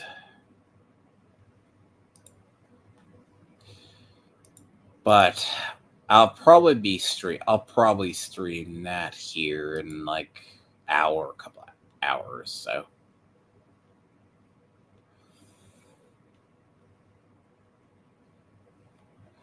This is just going to I'll get this deck done eventually.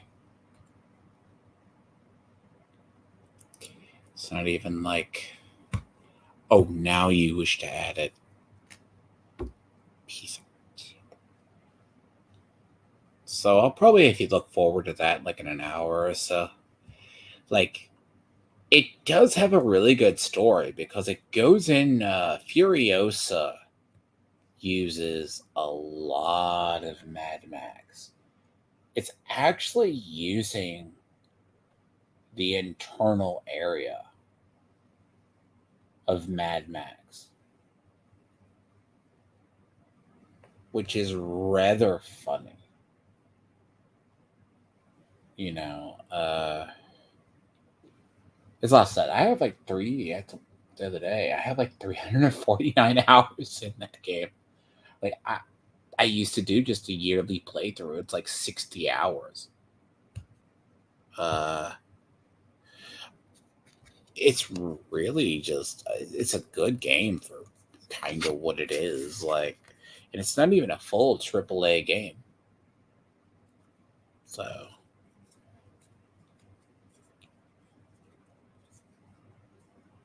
I think what I'll do. But yes. Again, he's probably had his other.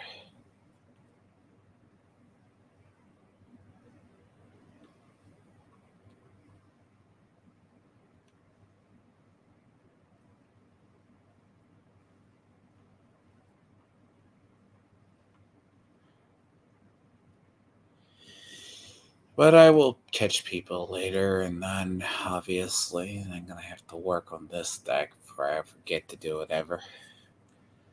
I have the couple of cards I have to add, but that's always gonna be those last part because I just added like 3 to the deck, so I literally just added 3 like I thought were good. They're probably gonna get cut from it. I mean, all I do is refine this deck more into a fine killing weapon. I'm not even done. It's already assault some 20. But, I digress. I shall be back. Okay. So if I end now, so about the top of the hour. Okay. So top of the hour. Normally I would go out. What is today? Tuesday? Today is Tuesday. Bloody hell, I thought it was Wednesday.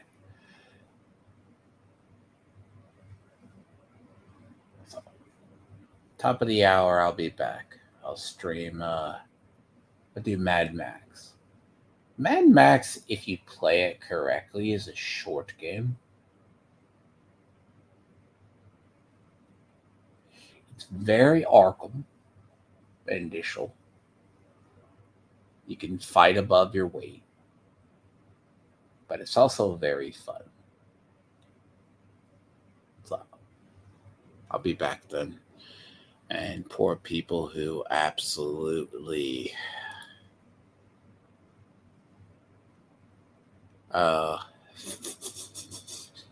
Anyways, but yes, hopefully this becomes more of a weekly thing. So earlier, so I'll be back at the top of the hour, and then do that. I just gotta get into the game and see what it looks like. And I do apologize for recent sound issues. So we'll see how that works. But be forward after, take a little bit of a break or that. But I think Mad Max should not stream badly. But I gotta get my settings in there.